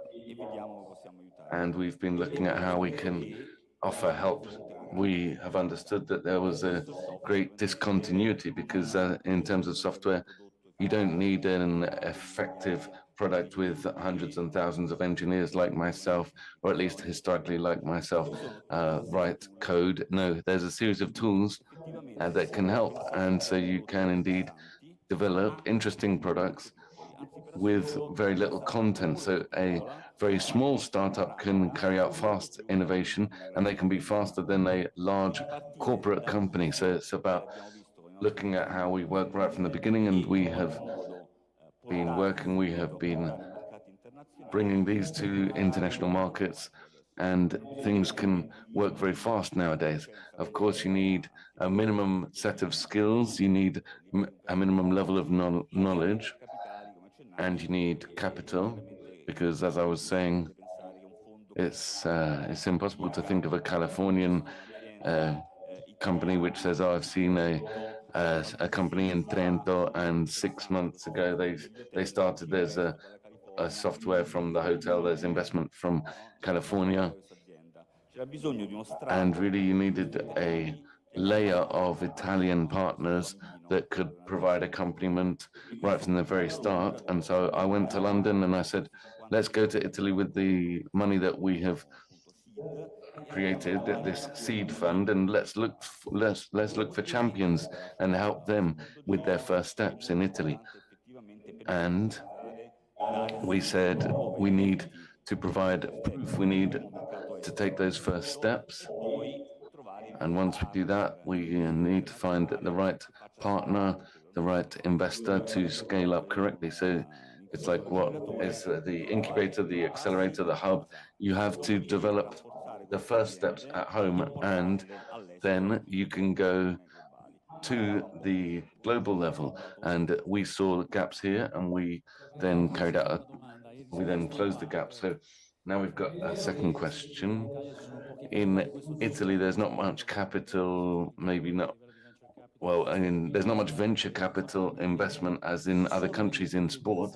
There are indeed there are interesting initiatives. There is money coming in, but the challenge is also attracting foreign funding, funding from abroad. And given that the TechShop, it wasn't just started yesterday, you've been working on it for 3 years now.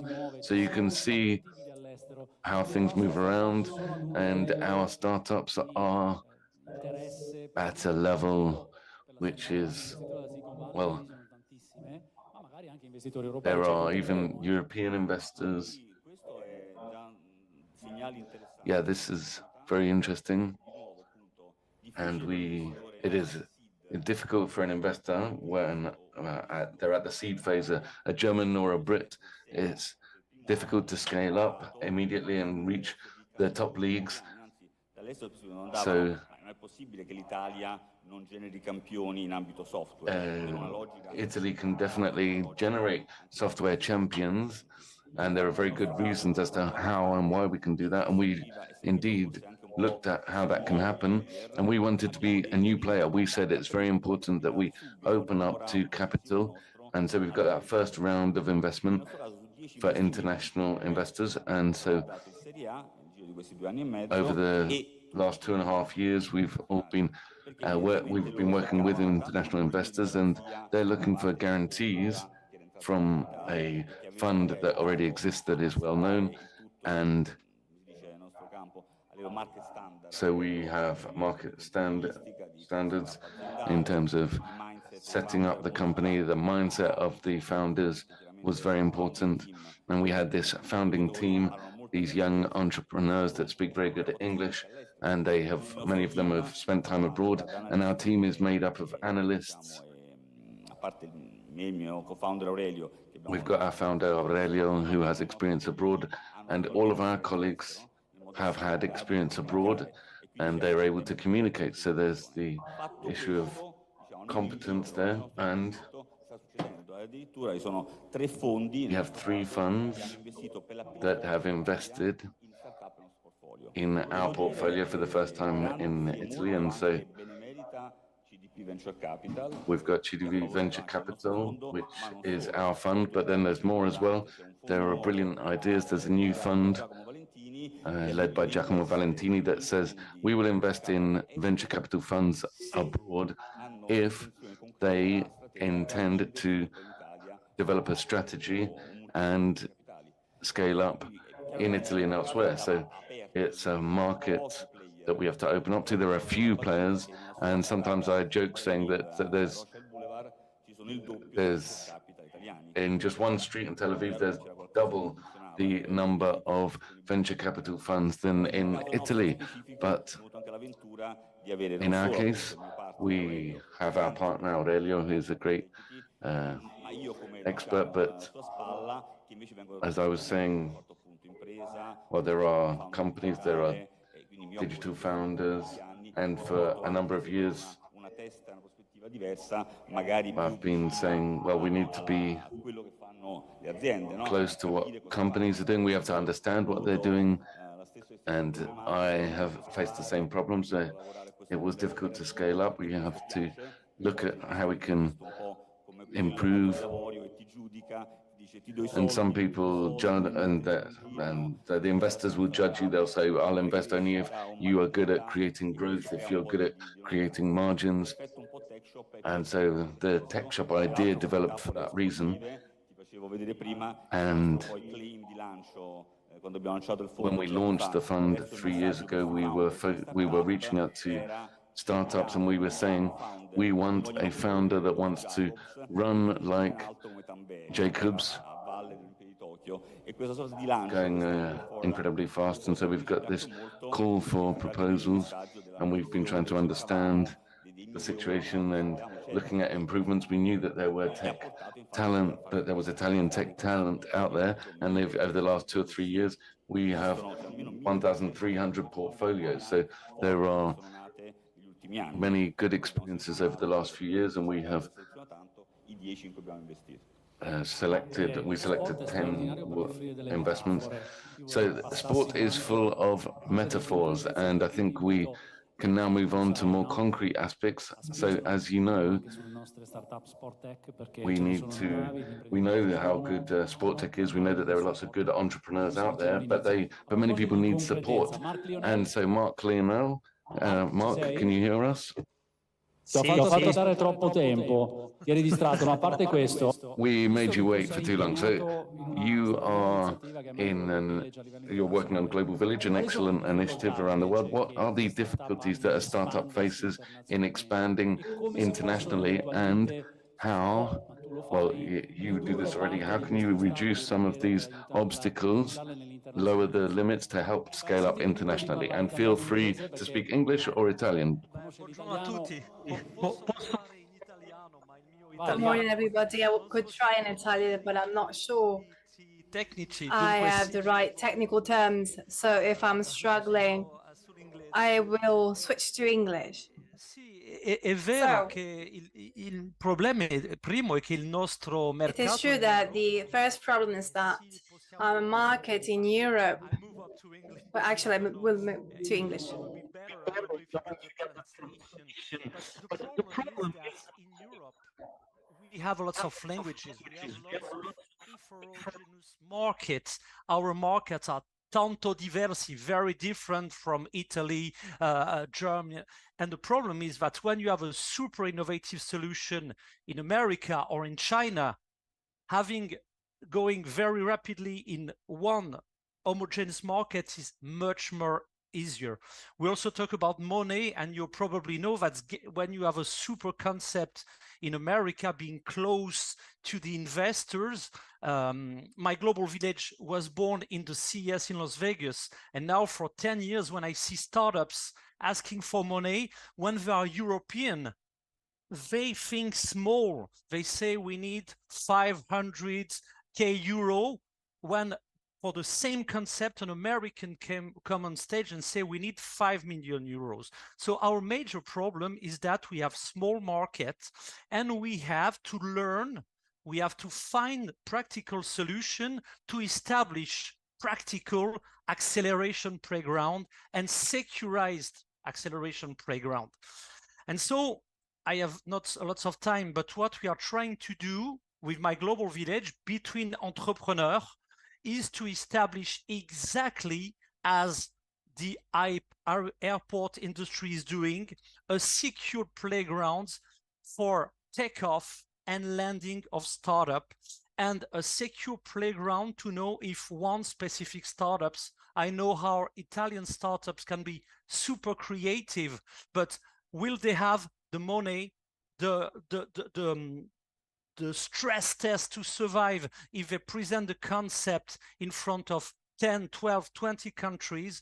And my global village tried to establish a network when you have a super startup in Italy to help it introduce in front of super business developers in these countries, and to introduce it also, I'd say that for the investors, in front of investors in 12, 20 countries. So what's the secret of that? It's not a big secret. It's not artificial intelligence.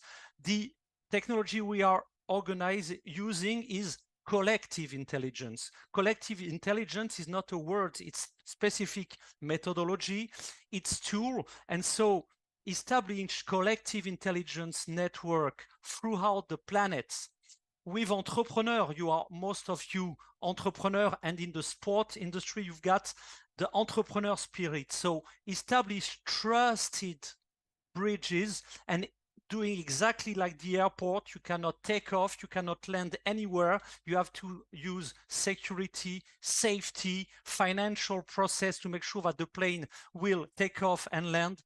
Let's organize it together within entrepreneur, trusted entrepreneur all over the planet. That's what we are doing. So I'm very short on time, but if you are interested in that ideas, keep in mind that my global village is now established 2 global, informal, but very business-oriented network with a strong business model. The first one is called the TechXplorer Network. You are in Korea, you are in Congo, you have a super startup, bring it to me in my country. I can help you land in security with trusted entrepreneur. And the second network is called the TechSporter. So it's for with the entrepreneur, with the business developer, exporter, investors, helping startups to land. TechXplorer, TechSporter. If you are interested in that ID, please connect with me, connect also with Federico, because you have decided to be a part of this informal but strong network. So please join us, longing to develop business with you guys. Hai detto delle belle cose. Intanto l'ambizione è un qualcosa di difficile. Ambition is something that is so difficult. Gli italiani dovrebbero probabilmente essere. And Italian business people perhaps should be more ambitious, as you said. And then on the other side, on the other hand, I do also like the comparison with the plane industry, the fact that we are taking off and then landing in a journey that can be very complex. Thank you, Mark. Now, let's move on to you, Pietro. Considering your skill in joining investors in the football sector, what can we do? How can we improve the attractiveness for international investors, buyers, for a product which is already appealing, but that perhaps could be even more appealing? Perhaps we already said something, but could you please add more to that thought? Well, I will start from startups, because I heard some very interesting words.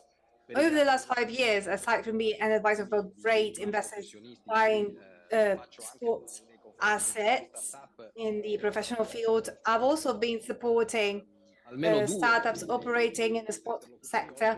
And at least 2 of our interlocutors today reminded us of an important internationalization issue for our startups in that phase where they're not ready yet to reach the A series, but they still need that million or 500,000 euros that they really struggle to find in the Italian market. So the first important moment for a sports startup is to overcome the second obstacle, because once they do that and they get to the second stage where their appeal internationally can be achieved.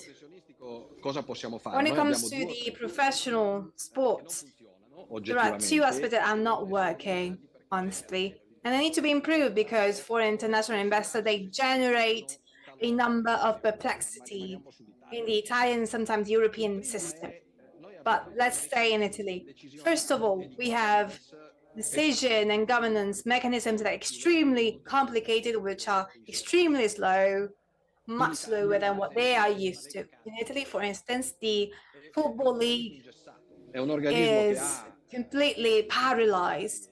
They have statutory requests requiring for majorities that can never be reached, that cause discussions and arguments, that paralyze the situation. And so the structural and technological changes that are needed for projects are extremely slow. The Americans and the British international investors are not going to stay with us for such long times. Diego Nargiso mentioned the work that Milaghi did for the feather tennis, but Stefano may too. He worked very well in athletics. Well, let's focus on those champions that we have at home, and let's move them to the football sector so that we can start operating already. The second aspect we should focus on when it comes to legislation, the problem in Italy is that infrastructure as a problem was not solved with the latest two laws that were approved over the last 15 years. I'm thinking of the only two other stadium projects that have been proposed were in Udine and Bergamo by two Italian families, Posso and Percassi, and even the Juventus one. They were based on the roots of the existing stadiums. But think of the Americans and the Brits. See what is happening in Milan, in Florence, in Rome, in Bologna. And I'm mentioning the four most important cities, but there are non-Italian properties. They are thinking of different projects. They want to build not by modernizing the existing stadiums. They want stadiums as those that they have in the US. And they haven't managed it because we have been talking about it for years. But our legal framework is built upon the need of fixing the stadiums that we already have. It is not based on building new stadiums because that would cause so many problems to municipalities. You've read about Naples, De Laurentiis is struggling with the town hall when it comes to the Maradona Stadium, because leaving those Italian stadiums in the hands of a mayor that ends up having this thing in his hand without knowing what to do with it, that causes a major problem. So governance and decision-taking issues on one hand, and then infrastructure and laws.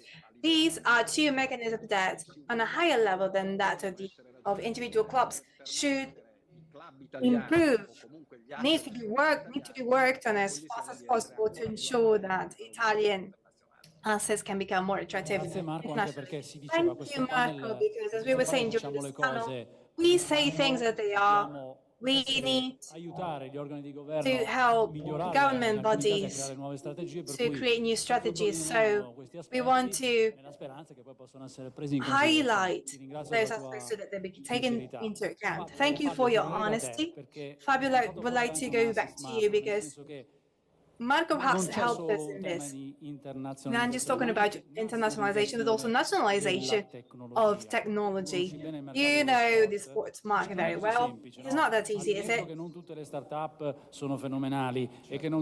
Because we know that not all startups are amazing and not all solutions respond to a problem, but it is clear that the Italian sports world still a bit reluctant when it comes to integrating new solutions. So if we don't manage to stay in touch with our fans, we risk losing them, and we need technology for that. Well, I'll go back to what Marco was saying. There were several concepts that he brought up, and I'd like to explore some of those. So, I always start by speaking about skills, the fundamental element, which it is the fundamental element of those skills. And so I work in digital issues in several different areas. It's not just about sport. And it is the person who chooses a project who chooses change, that's the person who takes a decision, and it's great responsibility. And so what's the topic? If I take a decision about something that I do not know about, then it tends to be a decision saying, well, I don't want to do it, or I'm going to choose an important point. So I could say I've chosen the best possible. When we speak about what is the best, well, it's often something that is abroad, or it is old, or it is elsewhere. It's something that doesn't actually change the current model, but it continues to, we continue to make progress with one particular area. And it's about changing the status quo. It's about taking something completely new. And it's about that self-choice. So it's difficult to enter into the market, above all the Italian market, where, and this is happening constantly, the person, that individual who is well suited to, well, maybe there's an investor which has good results and they want to scale up, and they may choose something which is outside of our field, outside of our comfort zone. So this is buying made in Italy. People shouldn't just buy made in Italy just for the sake of it. And then there's another topic. So we've got that first client, and we've got the seed phase of a startup, and that's fundamental. So if I want to bring my product to market abroad, well, maybe well, it's quite clear that there may be difficulties in finding the right person, the person who has the foresight, the right foresight. So if I bring this to the market with a metric, with the right investment, and maybe in the case of, we may find that somebody is involved, and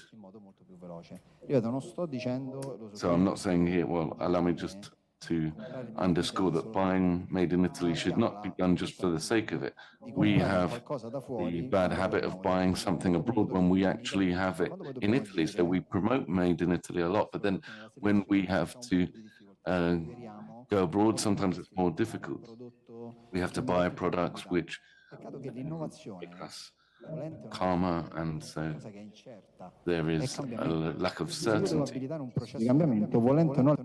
If I need change, then I have to take a decision where there is doubt sometimes, and so it's about, well, in sport they often don't think about this. It's about the process, evaluating the process of the club, and then the end of the year. Now, I have worked in a consultancy firm with Bayern Munich, and they did a digital transformation that changed a huge amount. They had the potential to manage change correctly, and that is incredibly important. And the results were not for now, it was the long term. So when we're talking about technological innovation, often the impact has to be there and be evident. The risk component is regarding the there is a risk component which is very important. I just wanted to link up with what was being said there. We have invested in software, in hospitality, in fintech, in food tech, in several different areas, and really the software has two main areas of potential for the market. It's either at corporate level, or it's these small and medium-sized enterprises. I decided to work in both of these areas. So software more structured for corporations, and then simpler solutions, a subscription solution for small and medium-sized enterprises, smaller companies. And this second option has been working much better. The corporate enterprises, and in some areas in sport, we're often talking about people of this, in this category.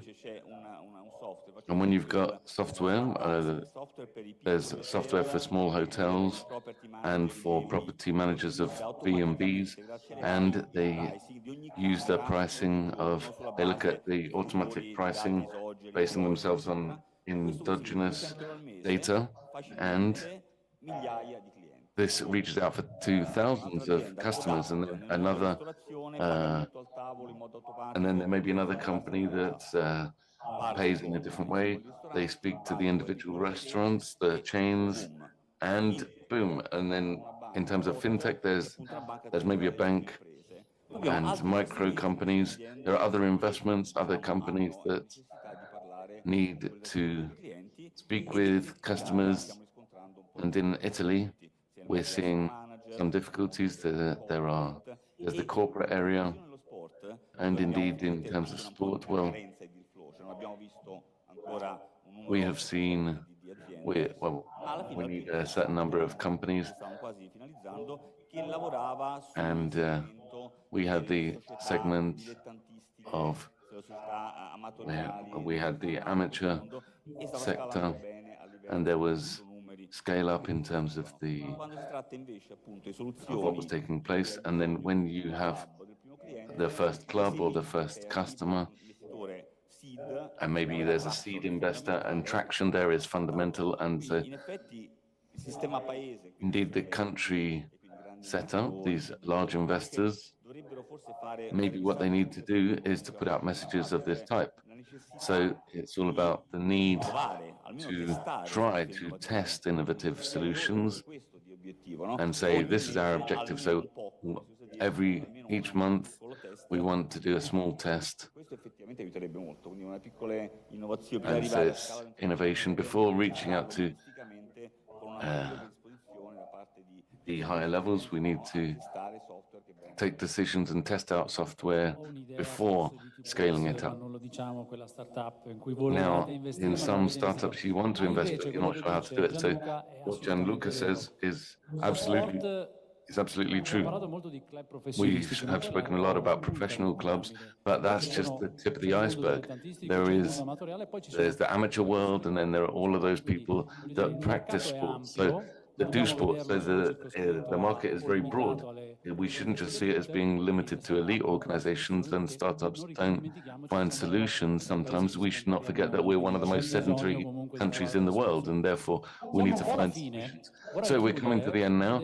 I'd like to close by just asking for your help to bring forward a few proposals, maybe one single proposal. So we said that we're good.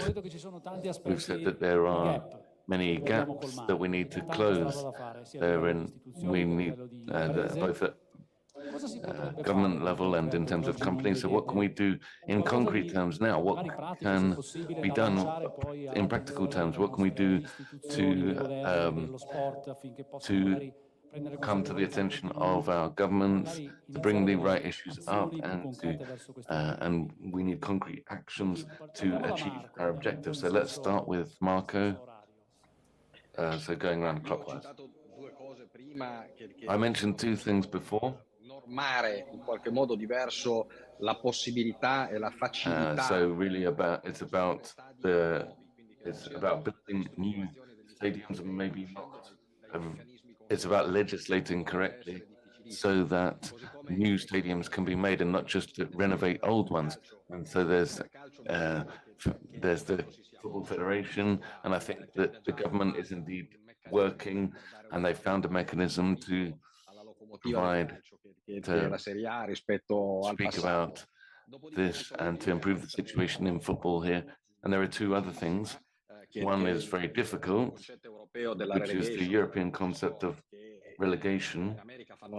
In the United States, they find it very difficult to manage this because they don't provide the right help to startups. So looking in the long term and developing legislation, which we've been looking at for many years in order to progressively reduce the different steps, the different categories, and this way we can reach out and plan a business in the right timescale without having the sort of Damocles hanging over you. And then finally, well, I don't think this is much for the legislator, it's really about the employee in the sports world. And so it's thinking about the way we play football. Many don't like it abroad. So our style, many people don't like our style abroad. Speaking about our league, because it's less physical and it's slower. There are lots of breaks, there are more complaints, there are delays, the matches are very long. And so, in addition to the professional nature, well, it's difficult to change that, but what we need to do is think about markets far from ours. And there are some things required which are very different to what we do. Thank you, Marco. Pietro? Io se penso un po' a quella che è la mia esperienza. Well, if I just think about my experience in the past, all'interno di un'azienda, well, I can see that in a company, there's the innovation mix, which you need to invest in nell'ecosistema di innovazione. The ecosystem of innovations and working with other partners, with other startups. Gianluca and Fabio have spoken about this. And so it's about not fearing failure and project towards the future. So where are we having difficulties? Delle collaborazioni con l'università e con gli enti di It's ricerca. the collaborations with universities and academic research. We have excellence. We are envied around the world, and it's very difficult to link up. I'm not talking, it may be difficult to link up with the mega companies, the very large ones. But then there are also large companies, but companies that are not very consolidated at institutional level, and then it's very difficult to work with them and have them working with research bodies. Thank you, Marc Lionel, over to you. Give us a suggestion. Enti di ricerca, penso che I will also say that to streamline those processes of collaboration would make the difference. Marc Lionel? Allora, provo in italiano. I will try in Italian. Molto pratico. Pensi che if we want to be pragmatic, I believe that we need to learn to do two simple things. First of all, I know Korea, Japan very well. If there are 5 or 10 real startups in every country that have the power of becoming global in a year, that is already incredible. So if we look at all of the opportunities of use casing in every sport, in every sector, tech for stadiums, for fun experience, for health, then we won't need to think in terms of countries. We would like to hunt for new clients together with the best class people of every country. And we will also need a ranking system to know among all these startups which are the ones that could be compatible with us. This was the first thing. And then secondly, veramente iconic sport, sei collegati con football, we see iconic sports being talked about here, but it is unusual to see, and even though my surname is Gatto, I'm also a bit French, we just finished our Olympic Games in Paris. And who would believe that during the Olympic Games, every single market of sport tech wasn't there during the Olympics? How do we see that all the markets of the world lo stesso, non c'è un football, Liga, NFL. vicino le They're grandi all the same. competizioni internazionali. E There dunque isn't a single di utilizzare il sports nostro market that is close to international competitions. So it is our own duty to go and see how they are run, the UEFA. tutti voi in Svizzera. I hope that I will be there in Switzerland to ask them, please help us to bring our best in class to your competitions in the stadiums. Then if you are lacking people, we can place top investors, top users there. And that is so easy. We don't need much money to do that and to organize this, to simply send the best startups and champions from every sport, from every country, from every competition. That could be a great solution to accelerate skills. I apologize for my Italian. Va benissimo, è stato molto chiaro. Tra Thank l'altro you, sarò were a very Spot, clear. Actually, I will be there at the spot and I will bring 2 startups of ours. Concluderei con te, Fabio. Gianluca, Fabio, yes, you anticipated me because I learned through my experience in London that storytelling in business, in the tech world, is key to offer the right stage. We need more of that. We need more tech events. In Italy, we only have a couple.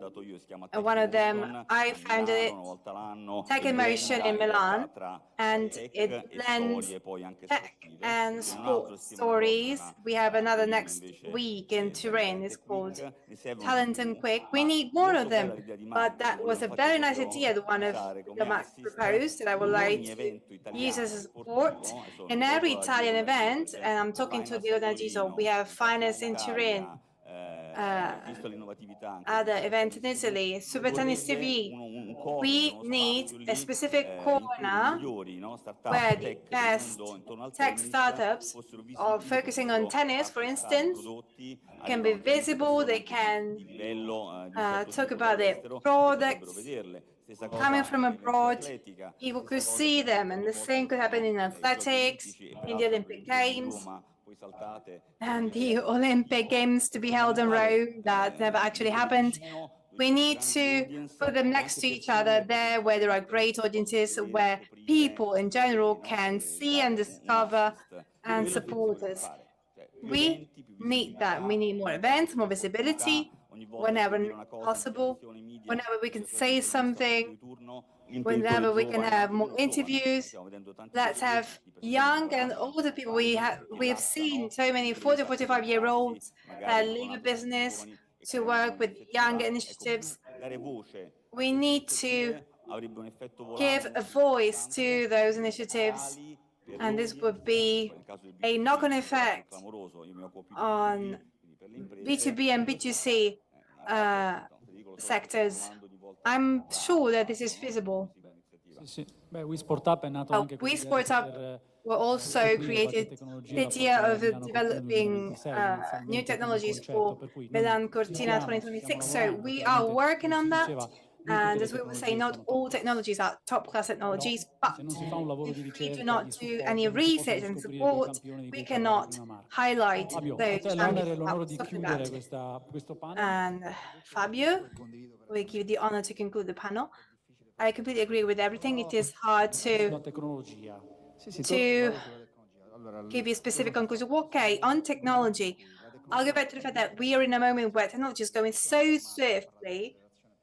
We've talked about acceleration many times, that if we keep looking at technology and skills, we see that skills are becoming more and more obsolete in an increasingly faster way. When I started becoming a promoter, I remember that as a programmer, for instance, you could grow in the market. But today, a programmer that is extremely young, a year later is already old, because every single year there are new libraries, new languages, new operating systems that keep becoming more and more evolved. And this is also true for new skills in the market. So the problem is that if skills become obsolete, and including the case of Cortina is about this, sports expects athletes to have innovation on their back. But maybe the opposite is true. Very often the problem is lacking. So if sports combining great skills that can keep growing and the knowledge that is at the heart of problems and of different needs or virtuous cases that should be spread out, we will in this way shrink the distance between those who are looking for a solution to their problem and those who have a solution to a problem. But this is only possible if, on one hand, we have an interlocutor who is doing that, a business person that has a startup for that. And on the other hand, there is an interlocutor interpreting the change and the technology that can arrive and be applied. If this is missing, the speed will relent and the distance will grow bigger. I believe that we have a linking, we have a link right here in the first row. We have some superpowers as athletes. They will have grown since they were 3 years old. They've been there and they can help startups and sports organizations because they know, they understand, they can interpret, they know the technologies, they know the objectives, they know what's missing. Aspetta, però dico che...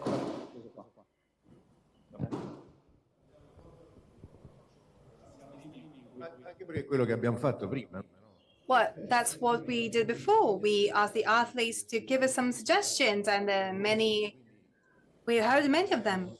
I believe that we are right on top of it. I would like to thank you because this was such an interesting introduction. I've learned so many new things and I've taken notes. Stefano was saying before that we are probably undervalued very often because an athlete isn't just the one who goes to the field and hits the ball. Some just stay there and they just want to stay there and keep doing what they're doing because that was their passion, their vocation. Many of them, on the other hand, do have the right brains to leave an inheritance to the present world and to the next generations. And I believe that we are underestimated, both in terms of the businesses and companies such as yours. We can be that link between you and sports. Do not underestimate us because many of us want to do that. Otherwise, we would not be here. That's why we'd like to thank Fabio with Sport and Salute, because it isn't just about the money. Clearly, everything is a value, but that's not the only important aspect. We all want to leave something to the next generations and to have innovation take over. Just as Marc said, many thanks for your intervention. It was amazing, and thank you for doing so. You asked me to try and come to see you. Well, please feel free to do the same with us. Benissimo. Diego, hai toccato dei punti fondamentali e io mi sottolineavo something particularly important. So, as we said, there is a gap. This proves that such a big world is that professional athletes can A me è piaciuto help us molto a great questo deal. panel. I Ringrazio really i enjoyed this fantastici panel. I would panelist like to Fabio thank Lalli, all of Gianluca the D'Agostino, exceptional Marc panelists that we Lionel had Gatto, Luigi here. Marini e Marco Fassone. Pietro Marini, Marco Fassone, Marc Lionel Gatto, Fabio Galante ti Gianluca saluta Fabio qui in Lalli. prima fila, Marco. Fabio Galante says hi. Vi conoscete bene, quindi Riusciamo He anche says a that fare you know each other carambate very well. così negli incontri. It's nice how we can surprise each other Fabio, a te la chiusura. at these No, io meetings. non devo dire nulla. Fabio, over to you. Ringraziarvi perché I would like anche to thank you all quest'oggi, because nell'occasione once del nuovo again, workshop, c'è molta just sostanza. like Sono emersi molti saw in the first spunti workshop, e soprattutto there is so molta, much material that we can use, many secondo me, notes have been taken, and we have sono become aware what we need to do. australiano. I'm thinking of an lavorato per Australian diversi anni, editor diceva I sempre, worked with un for problema per many me years. è He un'opportunità. used to say, a problem for me is an opportunity. When we have an opportunity, that must become an opportunity. And if we think about it in this way, then we can understand that there are some opportunities for improvement, if we don't want to call them problems, but there is much work that needs to be done, and we have seen how we need to work together as a network, as a system. This needs to be the right approach for innovation, involving athletes that are innovators because they need to keep looking for new ways to improve their performances, to improve the ecosystems where they practice sports. This is so important. And why do I say this? Because today we will put together all of the contents that we heard today, and I would like to thank those who stay until the end, including those who are listening to us through the live stream in Italy and in Europe. These notes, this data, will be used by us so that we can roll up our sleeves and keep going, focusing on our teamwork. So thanks to all of you, and see you at our next workshop.